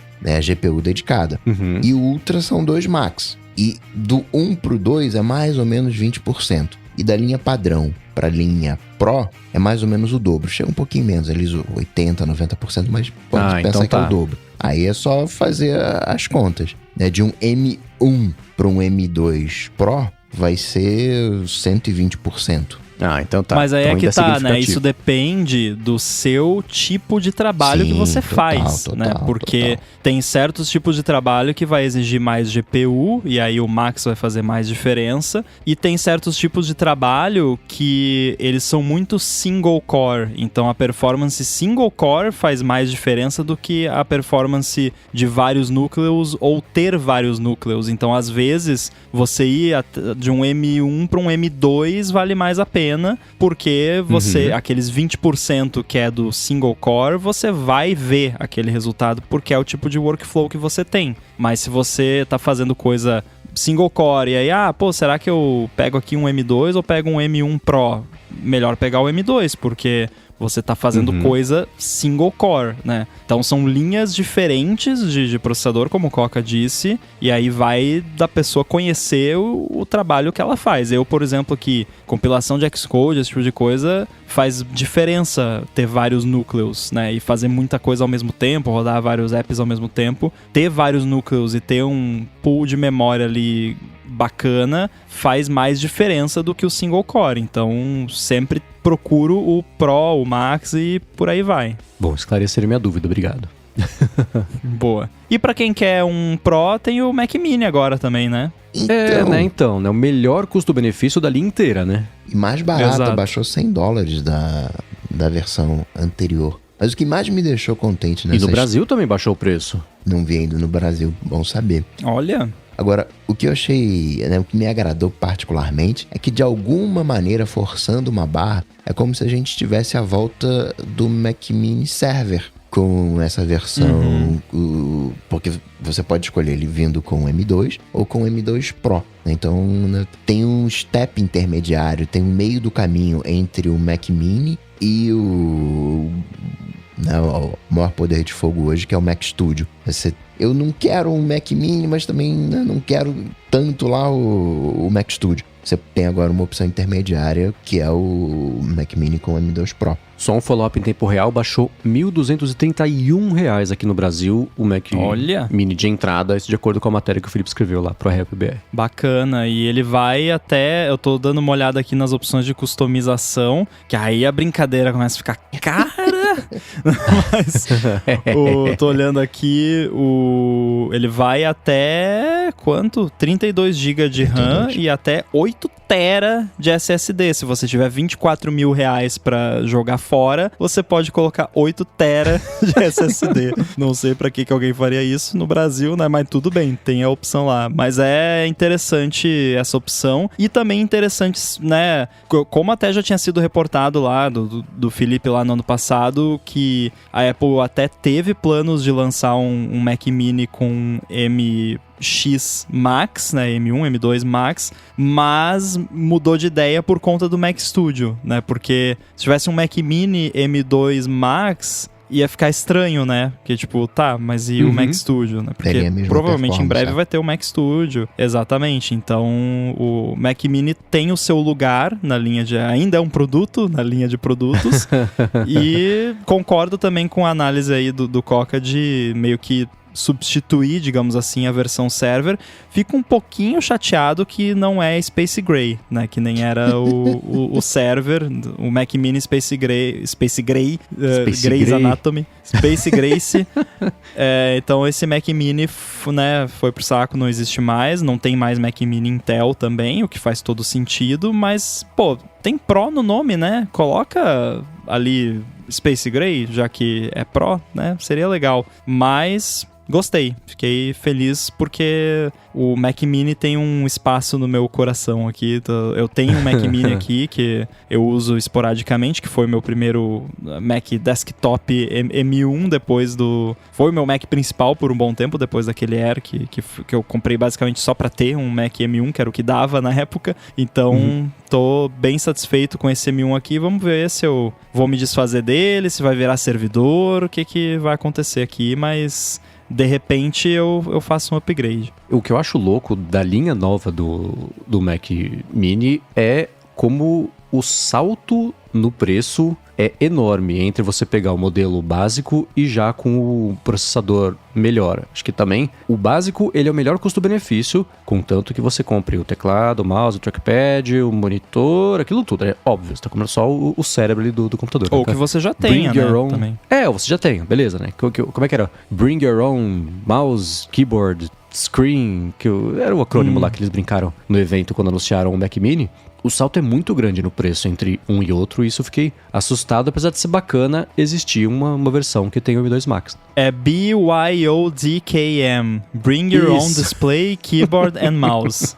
Exatamente. foi a brincadeira lá do Steve Jobs. Agora, antes de a gente partir pro Alô ADT, chute rápido. Tem mais lançamento essa semana? Você já viu que sim ou não? Olha, tá faltando o Apple Classical, né? O serviço de música clássica lá, que era pra ter sido em 2022 também, e até agora nada. Verdade. Porém, já saíram as versões RC aí dos sistemas operacionais e não apareceu nada lá, se bem que esse app supostamente é pra ser separado, né? Que você vai baixar da App Store. Então, quem sabe isso, né? Tem a maldição de quinta-feira, né?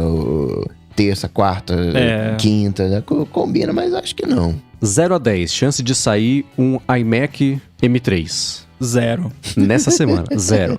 0 a 10, chance de sair o Mac Pro com o processador da Apple. 0. 5. 5. E o Apple Classic, que eu tinha esquecido que existia, você me lembrou. 7. Boa. Na verdade, podemos colocar todos eles como negativos, assim, porque eu realmente acho que era isso essa semana, mas né, dentro da lista de impossibilidades possíveis, esse é o ranking, pelo menos o meu ranking aqui. Ganha uma bolinha de good se acertar alguma coisa. Boa. Então vamos lá, vamos partir pro Alô ADT, para que você que está escutando o episódio pode interagir com a gente, mandar pergunta, tirar suas dúvidas, quer saber o que a gente acha sobre alguma coisa, impressão, quer dica de alguma coisa, você pergunta pra gente com a hashtag AlôADT na ex-rede, que eu brinquei no comecinho do episódio, lá no Twitter, por enquanto, que a gente tem ainda para coletar essas perguntas. Eu vou trazer aqui pelo menos uma, dependendo do tempo que ela demorar para ser respondida, mas antes disso, tirar um minutinho do episódio para agradecer a ExpressVPN, que está mais uma vez patrocinando aqui o ADT. Com a ExpressVPN, você primeiro consegue navegar com internets de outros países. Então, se você está viajando, por exemplo, quer acessar alguma coisa que só tem no Brasil, você liga a VPN, escolhe o servidor do Brasil, acessa normalmente. Mesma coisa para fora, então eu uso para ver HBO Max, por exemplo, para ter acesso à biblioteca de lá. Estou vendo The West Wing por conta disso. A Amazon funciona também.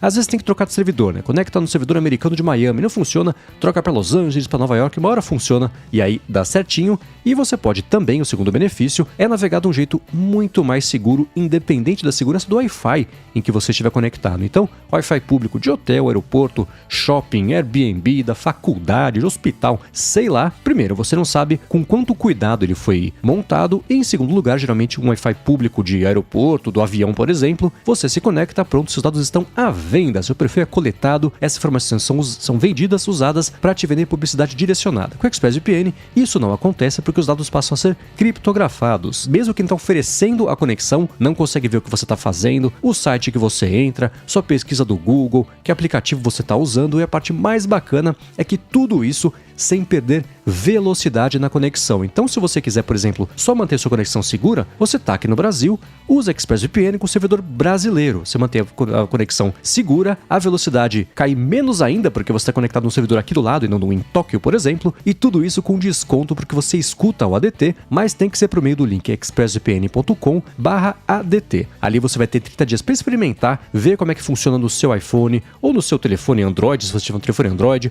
no seu tablet, computador, na TV também, dependendo do modelo de TV, funciona já. Pode colocar no roteador, configurar direto no roteador para tudo da sua casa passar a ser criptografado. E aí, depois de 30 dias, você tem 3 meses de graça na assinatura do plano anual. Então, mais uma vez, acessa lá expressvpn.com/ADT. Muito obrigado, ExpressVPN, pelo patrocínio mais uma vez aqui do podcast e pelo apoio a toda a Gigahertz. Valeu! Obrigado. Esse Alô DT vem do Matt Guimarães, mas poderia ser meu, porque eu também tenho essa curiosidade. Eu também gostaria de aprender design. Mendes, qual conselho você daria para quem quer iniciar? Os cursos disponíveis, eles são muito específicos, né? Falando mais de ferramentas e pouco sobre os conceitos. Você quer falar alguma coisa antes disso, Rambo? Que eu venho desembestar aqui a falar, que vai durar mais 40 minutos o episódio. Pra você ver como é bom quando me perguntam como começa a programar, que é a mesma situação.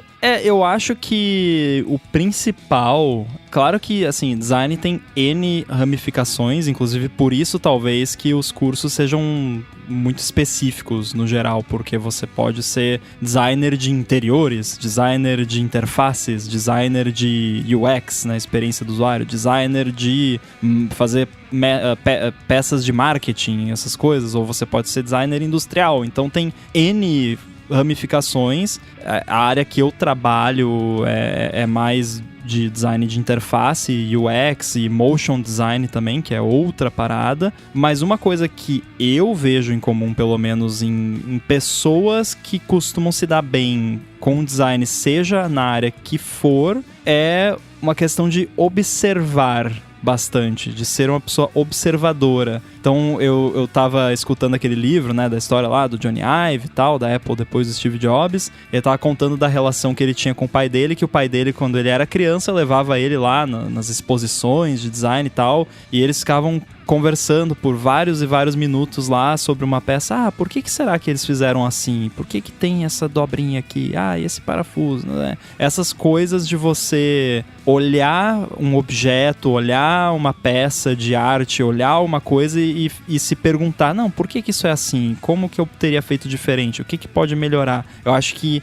isso é uma característica que vai te ajudar muito, seja qual for a área do design que você for seguir. Tudo bem que isso que eu falei não é nem um pouco prático, assim, né? Não tem um curso de observador, né, pra você fazer, que eu posso te indicar. Mas, no geral, também, esse lance de você ficar fazendo curso, quando quer aprender uma coisa, eu acho que é um buraco de avestruz meio perigoso. Não sei se o Mendes vai concordar comigo, mas, enfim, a dica que eu tinha pra dar era essa, basicamente, só pra explicar o que eu vejo de característica nas pessoas que se dão bem com design, que é algo que, na minha opinião, pode ser aprendido, né? Pode ser desenvolvido. Sim. Concordo 100% com você. Ele perguntou, né? O pessoal fala muito sobre ferramenta e pouco sobre conceito. E o que eu vou complementar que o Rambo disse é, além da atenção, referência. Você saber... Eu tenho dificuldade em separar, por exemplo, os estilos de design das pessoas que os desenham. Então, sim, vamos partir. Johnny Ive, minimalismo, certo? Lance de fazer tudo com atenção, fazer o máximo com o mínimo possível, tirar tudo que não precisa para deixar lá só o básico e beleza. Isso você tem, por exemplo, em design gráfico também, né?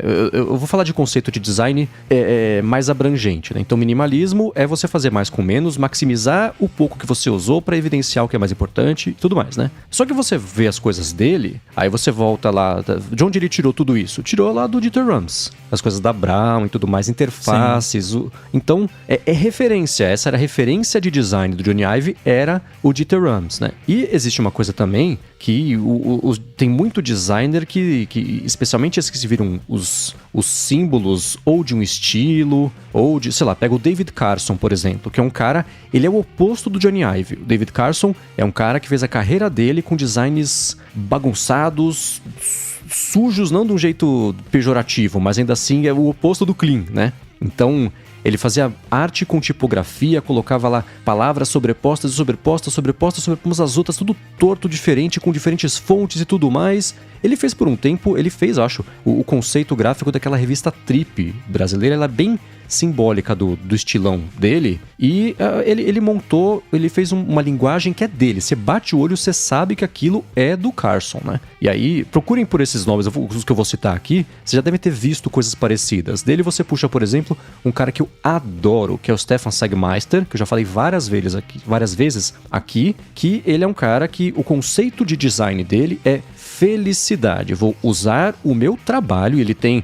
a agência dele, que ele primeiro era só dele, e aí ele fundou uma agência com a Jessica Walsh, chama hoje Sagmeister & Walsh, ela é uma designer excelente também, e eles têm o lance de, assim, tudo que a gente fizer vai ser pro bem. E eles fazem coisas pra BMW, pra marcas importantes, gigantescas, mas com essa pegada de, assim, já que a gente vai fazer alguma coisa que as pessoas vão ver, vão interagir, vão sentir, vão perceber, por que não aproveitar essa oportunidade para melhorar o dia da pessoa, para melhorar a interação dela com isso? Que aí vai a atenção, por exemplo, que é uma coisa que o próprio Johnny Ive fala muito sobre isso, o Rambo acabou de falar, né? Fazer as coisas com atenção, com intenção e tudo mais. Então, é ir atrás dessas pessoas. Eu vou falar, por exemplo, agora também. Eric Spickerman, que é um tipógrafo. Ele fez um monte de fonte famosa pra quem é designer, né?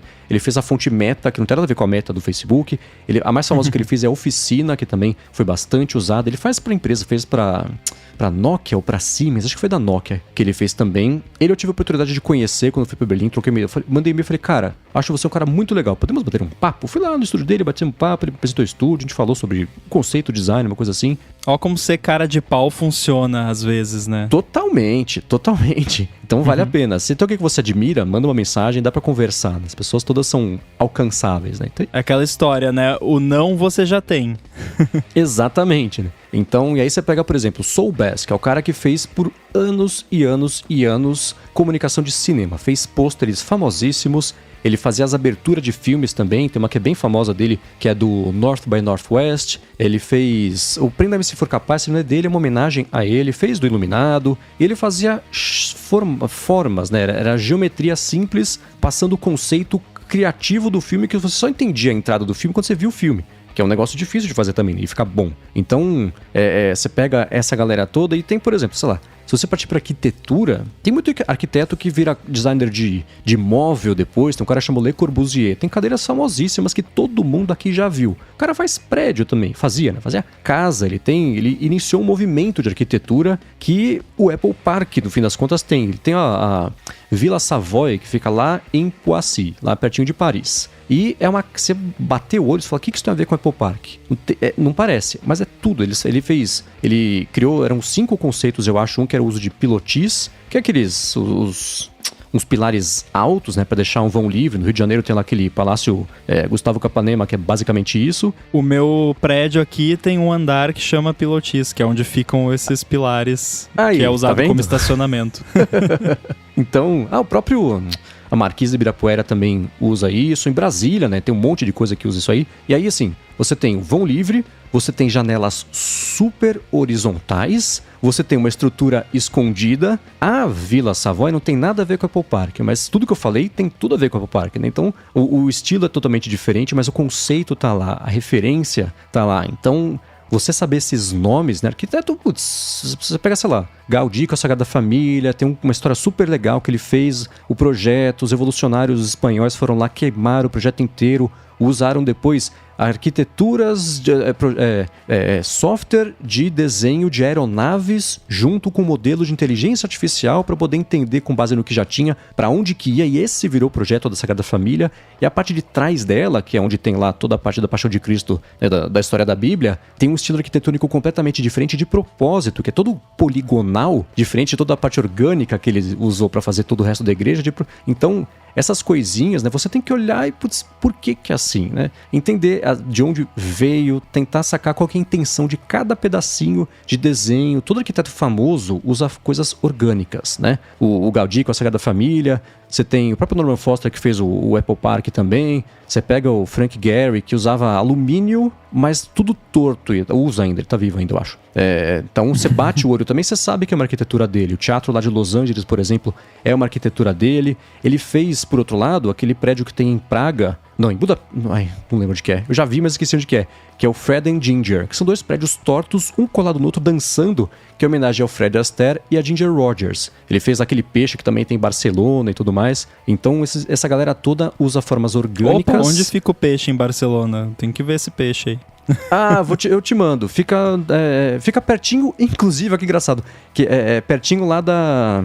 O cara, uma obra lá do Andy Warhol. Vou te mandar depois. E tá. Então, esses designers todos, eles vão permeando. O arquiteto permeia com design, faz cadeira, como é o caso lá do Le Corbusier, mas ele fez um negócio chamado lá o Turning Torso também, que é um prédio todo torto, maluco. Isso é do Calatrava, que é um prédio todo torto, maluco, assim também, que é o mesmo cara que fez o Museu da Manhã. Você bate o olho numa coisa dele, você vê todas as outras juntas, então é referência. A referência é o principal jeito de você entrar no mundo do design, e não só se ter a design gráfico, design como um todo, porque é isso que te dá as ferramentas para você poder criar um conceito de qualquer coisa e depois colocar nas ferramentas que são os que os ensinam, né? Para você fazer alguma coisa no Photoshop, você tem que saber o que você vai fazer antes. E isso é referência. E o legal é que a referência ela pode vir de uma área totalmente distinta do que você está trabalhando. Então, às vezes, você está trabalhando num design de interface, mas você vai pegar uma referência de arquitetura, que você viu lá, você estava andando. Eu sou chato, a pessoa que está andando comigo, a gente vai num lugar novo, agora que a gente vai viajar aqui, vão sofrer comigo, porque aí eu entro num lugar, aí eu fico olhando assim, alguma coisa, e o que você tá olhando? Não, aquele negócio ali, por que tem aquele buraquinho, aquele recorte? E aí começa a analisar, né, e tal, e aí nisso você vai pegando pegando essas referências. E às vezes você pega num prédio, numa cadeira, no que quer que seja, uma referência que você vai usar numa peça de marketing ou numa interface. E aí você vai, né, construindo essa sua biblioteca de referências. Uhum. E falando em referência, uma coisa que eu sempre penso é assim, tem um episódio do House, em que ele tá lá dando uma aula magna, sei lá, para alguns estudantes de medicina, e aí falam do cara que foi picado por uma cobra, e aí ele fala, não, essa cobra aqui não tem na Califórnia, alguma coisa assim, não tem aqui em New Jersey, sei lá. E aí o aluno fala assim, mas eu tenho que saber que cobra que tem onde? Ele fala assim, bom, só se o seu paciente for picado por ela, se você souber vai ser muito melhor, né? Eu falo, pô, verdade, né? Toda referência é bem-vinda, porque você vai... como é que chama lá? Quem quer ser um milionário? O filme? Tudo é referência, você sempre vai achar um uso pra ela. Fica guardada, armazenada num cérebro.zip e você vai achar alguma coisa pra ela. E quando você começa a treinar esse olhar, que é o começo da resposta que o Rambo deu, você começa a ver, primeiro, por que eu tenho um monte de faniquito? Porque eu reparo, né? Tem esse olhar de por que criaram assim? Por que esse negócio é assim? Eu já vi alguma coisa parecida. Quando eu viajo, por exemplo, eu tento tirar fotos que às vezes mimetizam um quadro que eu vi, alguma coisinha que eu vi só pra tentar deixar igual e ver o que acontece. Porque ou vai me dar uma ideia, ou vou deixar igual, vou ter a ferramenta de ter criado isso aí sozinho, ou vai me dar uma ideia de fazer uma coisa nova. Então, se você não tiver referência, eu vou deixar um guia de design aqui na descrição do episódio para quem quiser se aprofundar nisso, porque, assim, já ficou comprido o episódio, eu poderia falar por mais 10 horas sobre esse assunto, mas o principal é, observe, né, olha, entende por que fizeram assim, coisas mais bestas possíveis, né? Se ela é feita com atenção e com intenção, você pode aprender alguma coisa sobre ela sendo uma mesa em branco, não tem problema. Por que ela é dessa grossura? Por que ela é desse tamanho, dessa altura? Por que a pontinha é curva? É pra colocar uma coisa ali ou não é pra colocar uma coisa ali? A coisa vai do outro lado. Ela tá te ensinando como é que você interage com ela. Então essas coisinhas, elas são muito bem-vindas no dia a dia, especialmente pra quem quer entrar nessa área, porque é uma área, como vocês podem ver, que eu acho muito legal. E aí você vai ser o tipo de pessoa também que fica muito desconfortável com as plaquinhas de push e empurre nas portas. Eu mandei pro Rambo, tava em Nova York, lá na frente lá do ringue de patinação do Rockefeller Center, e tinha um púlpito e um negócio colado na frente. Não é lixo, no basura. Porque parecia um lixo o negócio. Então, não pode culpar as pessoas, porque o negócio fica parecendo um lixo, né? Não, e eu até falei pra você, cara, quando eu vi o thumbnail aqui, eu pensei, por que o Mendes tá me mandando a foto de uma lixeira? Exato, né? Então, essa assim, é referência. Você procurar pelas palestras, todo mundo que eu falei aqui, todo mundo tem palestra, tem coisa de, sei lá, a última coisa que eu vou falar, Zaha Hadid, uma arquiteta incrível, que ela tem formatos, tudo de novo, orgânico, muita curva, muita coisa, ela faz coisas lindas, lindas, lindas. Ela tem um museu, que é o Museu de Arte Museu Nacional de Arte Moderna de Arte do século XXI, uma coisa assim, em Roma, que eu fui lá, ele por fora, inteiro quadrado. Opa, eu vou em Roma também, me passa, você tá fazendo o roteiro da minha viagem aí. Você vai ver que é lindo, ele por fora inteiro quadradão, assim, ele tem uma face dele na frente, que é relativamente curva, mas toda ele tem uma janela quadrada, ele é cheio de ponta e tudo mais. A hora que você entra, não tem uma reta. Ele é preto e branco, você tem escada, você tem passarela, é tudo uma coisa fluida, assim, que vai entrando e saindo, uma loucura. É lindo, né? Você próprio, o Guggenheim, que não é dela, o Guggenheim, ele é é tanto nome de arquiteto junto aqui, do Frank Gehry também. É do Frank Gehry? Não, do Frank Lloyd, não sei mais de quem que é, já tô confuso aqui com os arquitetos, mas também, né, você olha ele por dentro e por fora, tudo circular, bonitinho, polido, limpo, arredondado, você mal vê ponta, mal vê curva, mal vê dobra, é tudo fluido, né, porque é fluido pra sair da frente, é tudo branco, por quê? Pra sair da frente, o que importa que tá lá é a arte, não a arquitetura do negócio, mas já que tem arquitetura, façamos bonita também. Então, é tudo assim, quanto mais você olhar, quanto mais você ler, quanto mais você procurar em viagem, que é diferente do que a gente tá acostumado no dia a dia, melhor vai ser. Vai guardando tudo isso na cabeça, porque você vai acabar usando mais cedo ou mais tarde para um botão um dia que você for desenhar, mas você vai usar. Então, atenção e intenção, basicamente, é o que vão fazer de você uma boa pessoa de design. Acho que temos aí um futuro episódio do podcast do qual não falamos, talvez, sobre esse assunto. Talvez, hein? Que a gente pode falar 3 horas só sobre design. Nossa, sim. Follow-up em tempo real, Frank Lloyd Wright, o arquiteto lá do Guggenheim.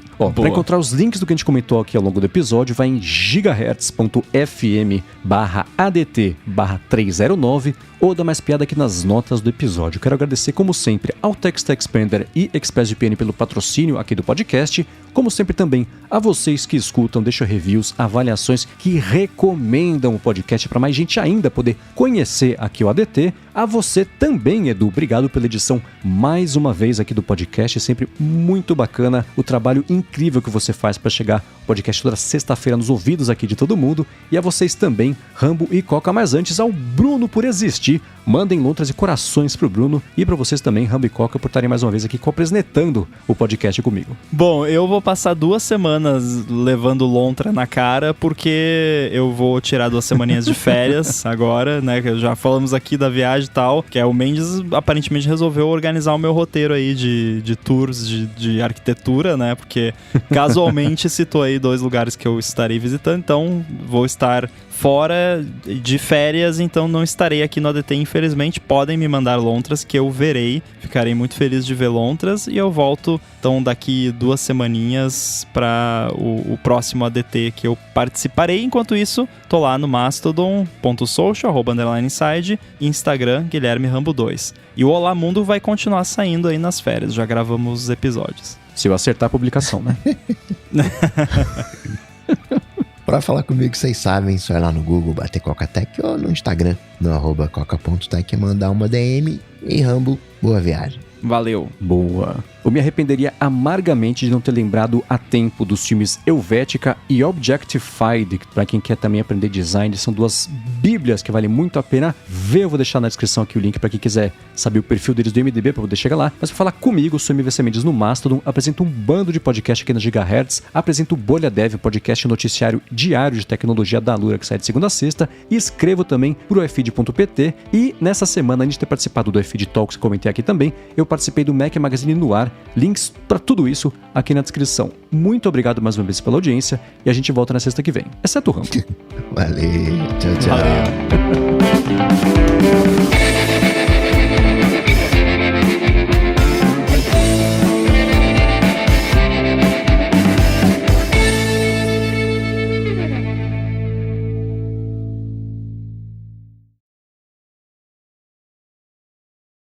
Eu fiquei muito feliz que esse último beta do AirBuddy não foi um tiro no pé, porque eu tava muito na fissura, assim, pô, eu tenho que conseguir soltar isso antes das férias, né? Porque eu vou ficar Quando você vai soltar um negócio assim, você fica, pô, são 2 semanas de gente testando e de feedback que eu vou perder se eu não conseguir lançar, né? Não é nem que, tipo, eu quero que as pessoas usem, obviamente, mas é beta, né? Então a intenção é, vamos ver o que dá de ruim, né, pra...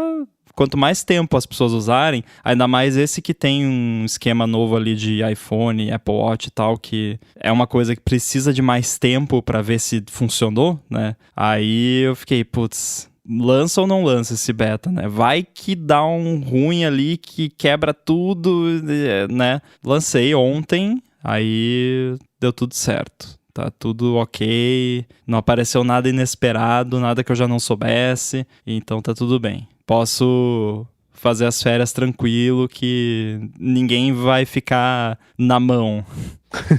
E você já abriu o seu... que você falou, né? Se pintar algum bug, me conta só mais pra frente, que eu voltar. Então você não tá abrindo o seu, sei lá, seu inbox de bugs, coisa assim, você tá deixando a vida te levar. Não, eu abri hoje, né, o Front lá, que é o app de suporte que a gente usa pra, né, ver lá o que tinha de pendente e tal, e ver se não tinha, né, nada inesperado nessa versão, mas... tudo certo, coisinhas basiquinhas, tudo, aí agora acabou. Agora é só em fevereiro. Só em fevereiro, né? Já é dia 18. Não falta tanto tempo assim. Infelizmente, né? Porque eu vou estar de férias, então... Como o Murphy não descansa, a minha gravação tava rodando aqui. 1 byte, 2, 10, 15, 20, 25, 1, 2, 3, que ele tava zerado. Então vou começar de novo. Gravando. Boa. Agora foi. Ou Sorry seja, se virar bonus track, é do YouTube. O Iago já tinha mandado ali antes de... Foi culpa do Iago, porque ele mandou ali no chat. Desculpa, Edu. Sorry, Edu. Foi um sorry do profilático. Não, tá errado, porque é desculpa, Edu, ou sorry, do, né? Que quando é em inglês é do, quando é em português é Edu. Né? É a tradução do nome dele. Ele fez um fusion aqui. Hoje eu fiquei feliz, sabe quando você acha que você tem um compromisso e aí você se lembra que você não tem? Porque a gente gravou um episódio do Olá Mundo semana passada, que a gente não gravaria semana passada, porque a gente grava de 2 em 2 semanas, que lança de 2 em 2 semanas, mas a gente gravou semana passada pra lançar semana que vem, que eu vou estar de férias, adiantando, né, o programa. E aí a gente gravou hoje também, que até mandei os títulos pra você. E aí o que aconteceu? A gente gravou, eu abri o Audition aqui, arrastei o áudio do Boom lá e já editei o episódio, né? Fui editando e tal. Aí quando eu tava terminando de editar, de fazer a primeira edição bruta, eu olhei e já era quase 6 da tarde. Eu falei, putz, já é tarde, né? Tá na hora de tomar banho e tal, né? Aí eu lembrei que esse episódio só vai ao ar dia 7 de fevereiro. Eu já vou ter voltado das férias. Porque aí eu não precisei, tipo, fazer toda a finalização, botar a trilha, inserir patrocínio, preparar o markdown lá do episódio pra você publicar depois. Então, foi aquela coisa de... não, é verdade, eu não preciso fazer isso hoje. Então, e já fiz, já adiantei, a parte mais difícil já tá feita. Mas então, né? Deixar editado já é 90% do caminho concluído. Exato. Escutar é gostoso de escutar pra fazer a trilha não, as notas, né? Sim. Você leva quanto tempo pra editar, mais ou menos, essa primeira edição que você faz? Pelo que eu vi, você faz diferente de mim, porque eu já deixo a trilha bonitinho, já deixo certinho isso, mas uma gravação, você leva quanto tempo pra editar um episódio? A minha média é 1 para 1. A duração do episódio é mais ou menos o tempo que eu levo pra editar. Isso porque, assim, eu só edito episódios nos quais eu já estava participando. Então, é aquele esquema. Enquanto eu tô gravando, eu deixo o Audition aberto, eu vou apertando M, né, que é de marker, e colocando marker aonde tem pontos de edição importantes, assim, tipo, a fala atropelada, ou alguém repetiu alguma coisa, tem que cortar e tal. Às vezes, quando é, tipo, tem que cortar daqui até aqui, durante a gravação eu já boto no começo o marker e boto no final, que aí na hora de editar eu só vou lá, corte, apaga. E aí é tranquilo. Aí é só os detalhezinhos mais finos que precisa ajustar.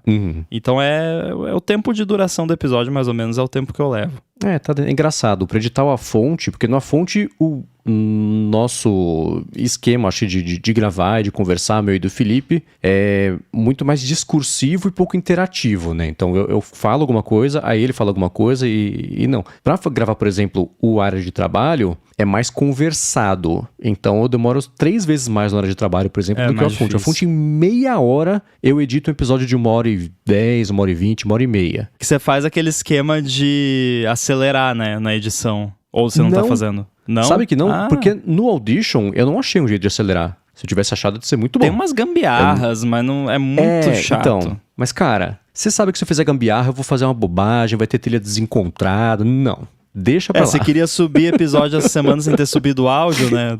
Então. Não. Eu posso contar aqui ou você vai ficar com muita vergonha? Não. O Edge Case humano, né? Eu fiz um appzinho que automatiza toda a publicação do episódio da Gigahertz, porque até agora eu estava publicando todos os episódios porque já estava no esquema ali e pra mim, 5 minutos eu publicava, que é basicamente rodar uns comandos do Git ali, que é só pra mandar o push lá pro servidor e pronto. Aí eu pensei, vou ficar de férias, não vou levar computador, tem que dar um jeito, né, de simplificar isso aqui, automatizar. Aí eu fiz um app que roda os comandos por trás. É tipo um GUI, né, pro Git. E aí, como é um app, eu coloquei várias validações e tal, pra garantir que, né, o que for pro ar vai estar tudo certinho. E uma das validações que ele faz é quando você arrasta o MD lá, o arquivo Markdown, ele checa a URL do MP3 que ela existe, né, que tá lá já, que não dá 404. E aí o Mendes estava tentando subir o episódio sem subir e não tava funcionando, né? E aí, por que não tá funcionando? Aí eu fui testar aqui, arrastei o arquivo Markdown, também tava dando erro. Só que, na verdade, o bug foi que o erro não tava aparecendo. Tava só aparecendo que tinha erro, mas não tava aparecendo qual era o erro. Aí eu corrigi o bug que não tava aparecendo qual era o erro, e aí apareceu pra mim, você lembrou de fazer o upload do episódio? Mas sabe qual que foi o problema? Você fez um trabalho exímio de deixar o máximo possível a prova de idiota, no caso mas eu, aí pra o fazer o mundo negócio fez um idiota melhor. O mundo fez um idiota melhor. Sabe o que acontece? O aplicativo lembra entre ali, a gente tem publicação e deixa eu pegar aqui o... ele tem duas abas, né? Subir áudio e publicar. É. Ele lembra que da última vez que eu tava no aplicativo, eu tava em publicar.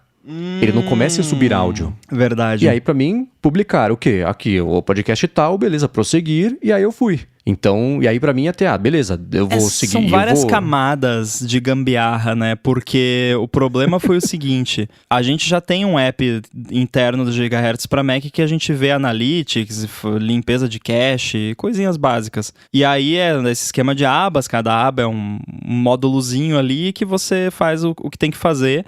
E aí, quando eu fui botar esse negócio do Git, eu percebi que não ia dar para fazer com o app Sandboxed. O app o oficial que a gente usa lá interno, ele tá na Sandbox porque ele é distribuído internamente via Test Flight. E ele tem que ser Sandbox e tudo bem, ele funciona perfeitamente assim. Só que aí, para rodar comando de Git, não pode, porque aí ele tem que rodar comando no terminal e não pode se é Sandbox. Aí, e aí não dá para desligar do outro, porque aí não dava para distribuir por Test Flight e ferrou tudo. Eu falei, quer saber? Duplicate, né? Duplica o app, apaga as outras abas, e aí esse comportamento de, né, lembrar qual aba estava selecionada perdurou, né? Na verdade, eu devia ter feito, né, mas eu vou fazer, depois das férias, unificar tudo, tipo, o upload do áudio vai ser só o primeiro passo, né, porque o lance de publicação é bonitinho ali, passo a passo, né? Arrasta o arquivo, aí faz isso, faz aquilo, terminou. Então, o upload do áudio vai ser o primeiro passo, né? Faz bem mais sentido, vai ficar... Na verdade, é um problema de usabilidade, né? E isso é uma coisa que muitas vezes aparece no suporte do AirBuddy pra mim, coisas assim, que tipo, a pessoa, tipo, eu não tô sabendo fazer, não sei o quê, e aí eu meio que falo, não é culpa sua, isso aí devia ser melhor, né, porque às vezes você vê assim que, várias pessoas estão se atrapalhando com a mesma coisa, então tem alguma coisa aí, né. Eu comentei exatamente isso na área de trabalho essa semana, sobre você ou comunicar problemas que você teve, dúvidas que você teve, porque quando 15 pessoas têm a mesma dúvida, é diferente de uma pessoa perdida ter a mesma dúvida, né? Indica quando 100, 200, 300 têm a mesma dúvida, você indica pra pessoa que tá desenvolvendo ali que talvez tenha um outro jeito de explicar, de mexer, de fazer, de mostrar, né? Então a wishlist é essa, né? Sempre que eu fechar o aplicativo, resetar ali pra abrir direto em subir o arquivo, trocar o ícone pra não confundir uma coisa com a outra, e aquele que eu tinha comentado. Notificação, né? Pra hora que terminar de subir, de publicar nas etapas lá. Porque senão você sabe, né? Se eu não parar, quando eu vou publicar o episódio agora, eu paro tudo, eu sento em cima da mão pra não mexer em nada, espero terminar pra não esquecer, e aí eu publico. Senão, se eu deixar ele publicando e for fazer outra coisa, daqui 1 hora e meia eu falo, nossa, verdade. Complicado é a pessoa lembrar, né? Uma semana antes de sair de férias que, é verdade, né? Eu preciso resolver isso. Aí, não só isso, né? Tib of the Week, lá do Tib Studio. Toda sexta-feira sai o Tib da semana. Como que sai o Tib da semana? O Everton me manda o link lá que ele gerou pelo app, que é um link que qualquer ser humano que usa o app conseguiria gerar. Ele cria lá um Tib e manda o link pra mim. Esse é o Tib dessa sexta. Aí eu pego, exporto lá, faço tudo manualmente. Edito um arquivo JSON lá no servidor e subo via... Não edito no servidor, eu edito no meu Mac e mando via Git também pro servidor. Dá pra ver um padrão aí, né? Eu gosto de usar Git pra fazer deploy das coisas.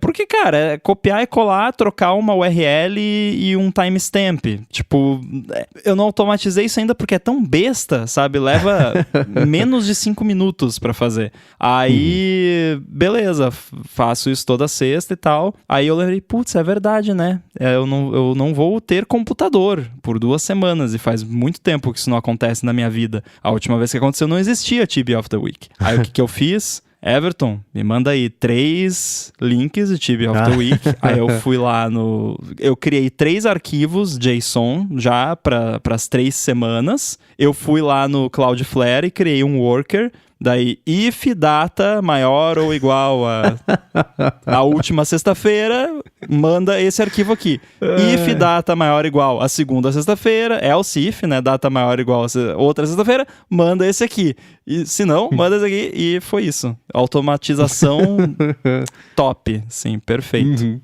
Muito bom. Em jogos, existe um conjunto de teclas clássicos que é o WASD. WASD, Você coloca os 3 dedinhos ali da mão esquerda no ASD e o dedo médio fica entre o S e o W. Para a parte de áudio, de vídeo, essas teclas é o JKL, né, que você fica com a mão direita ali no JKL. E o L é play. E se você aperta o L, né, uma vez ele faz o play, né, se o K para, enfim. Mas se você apertar o L outra vez, faz 2x. 3 vezes. Olha, no 4, Audition. Mais uma vez 8x. Tô abrindo o Audition Mágico. agora. Pode testar aí. Olha o perigo abrindo Audition. Olha. Vai ter Se o que mês vai ficar dar tudo mudo, certo. vocês já sabem. Vai ter que pedir desculpa de novo aí pra alguém. Nossa, vamos ver, hein? Tô abrindo aqui um Bolha Dev, Day Play. Coca, você é um gênio, cara. Eu Nossa. não. Funcionou. Incrível. Sensacional. Isso vai mudar tudo. Vai ficar até gasta a tecla, né? Excelente. Nossa, não, porque aí eu consigo revisar o episódio direto no Audition, ao invés de revisar ele exportando o Wave, fazendo enfim, né, o jeito que eu faço aqui. Boa. Mais uma vez o Coca salvou na pátria num bonus track aqui. Você falou de ficar gasta a tecla. Eu tô olhando aqui o meu Magic Keyboard aqui. Qual é a tecla mais gasta no teclado de vocês? Não, o espaço, Ou né? as teclas mais gastas? Lado esquerdo do espaço, deixa eu ver aqui. O meu é o lado esquerdo do O meu espaço é no lado direito. É engraçado, no meu, assim, olhando a barra de espaço, 1/3 na esquerda tá mais gasta e depois meio terço, 1/6 na direita tá mais gasto também. Eu tenho um problema. Nossa, isso vai soar terrível, mas eu sou obrigado a ser sincero e as teclas que mais parecem gastas nesse Magic Keyboard aqui são o Command, o C e o V. Por que será, né? Oh, não. Ai. Exposed. O A e o S também estão bem gastos, o A e o S. As minhas teclas mais gastas só não são essas porque eu tenho o hábito de posar as mãos no teclado. Então acaba que as mais gastas é o A, onde fica o anelar, o espaço aqui que fica o polegar, o return e o outro lado do espaço. Mas se não fosse por isso, ia ser essas aí também. E gasto se diz só mais brilhante, né? Porque não é mais a tinta, né? Que meio que dá fica meio polida a tecla, Polido, né? Oleosa. Uma patina gordurosa. E pior que não é polido mesmo, porque não é gordura, né? Ele fica Quer dizer, liso, de muitos e muitos anos, né? O ácido corroendo ali. Ela tem uma leve textura, meio fosca, quando o teclado é novinho. E aí, hoje em dia, esses teclados escuros da Apple é menos, mas o Magic Keyboard branco, principalmente, ele tem uma textura bem pronunciada quando ele é novo. E aí, essa textura vai saindo ali das teclas que você mais usa. O Magic Keyboard não é retroiluminado, né? Ou ele já é? Não, o externo não. Tá. Então tá como era quando eu tinha, sei lá, 10 anos. Falei, pô, será que hoje em dia é? Porque quando não é retroiluminado é tinta em cima ali da letra mesmo, né? Fazendo a letra. Quando é retroiluminado é diferente, né? Então... Gastaria muita bateria, eu acho, se é retroiluminado. É verdade, né? E assim dura pra sempre, né? A bateria. Ainda mais no meu aqui que eu deixo plugado. Né? Eu tenho setup de desktop, né? Por que não? Né?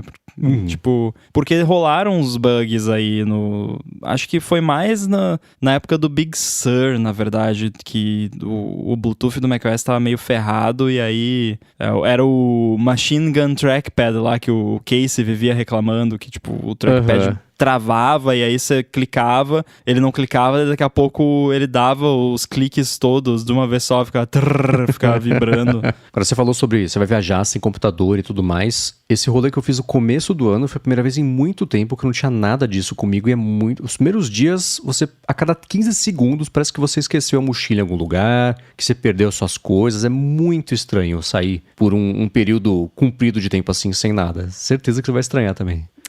Eu tô levando... Eu ia levar só o iPhone, mas aí eu pensei, putz, mas vai que a gente quer assistir um negocinho lá, né? Ou no voo eu quero ler alguma coisa, ou quero assistir um episódio, alguma coisa, eu vou levar o iPad mini, que é bem pequenininho. E aí... Eu tava olhando aqui, eu tenho um Magic Keyboard dando sopa ali, eu vou levar junto também, porque eu fiquei pensando, vai que eu quero escrever, né?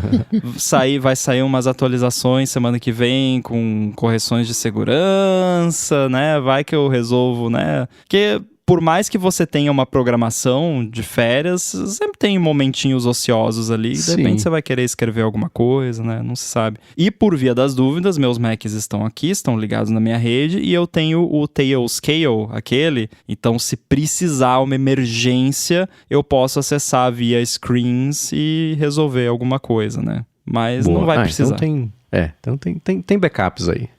Mas pode não funcionar, né? Momento ocioso nas férias pra trabalhar. Sensacional. Que conceito. Não é pra trabalhar, é pra tipo, vai que me vem uma inspiração, assim, eu quero começar a escrever a minha novela thriller lá, sei lá. Não é trabalho.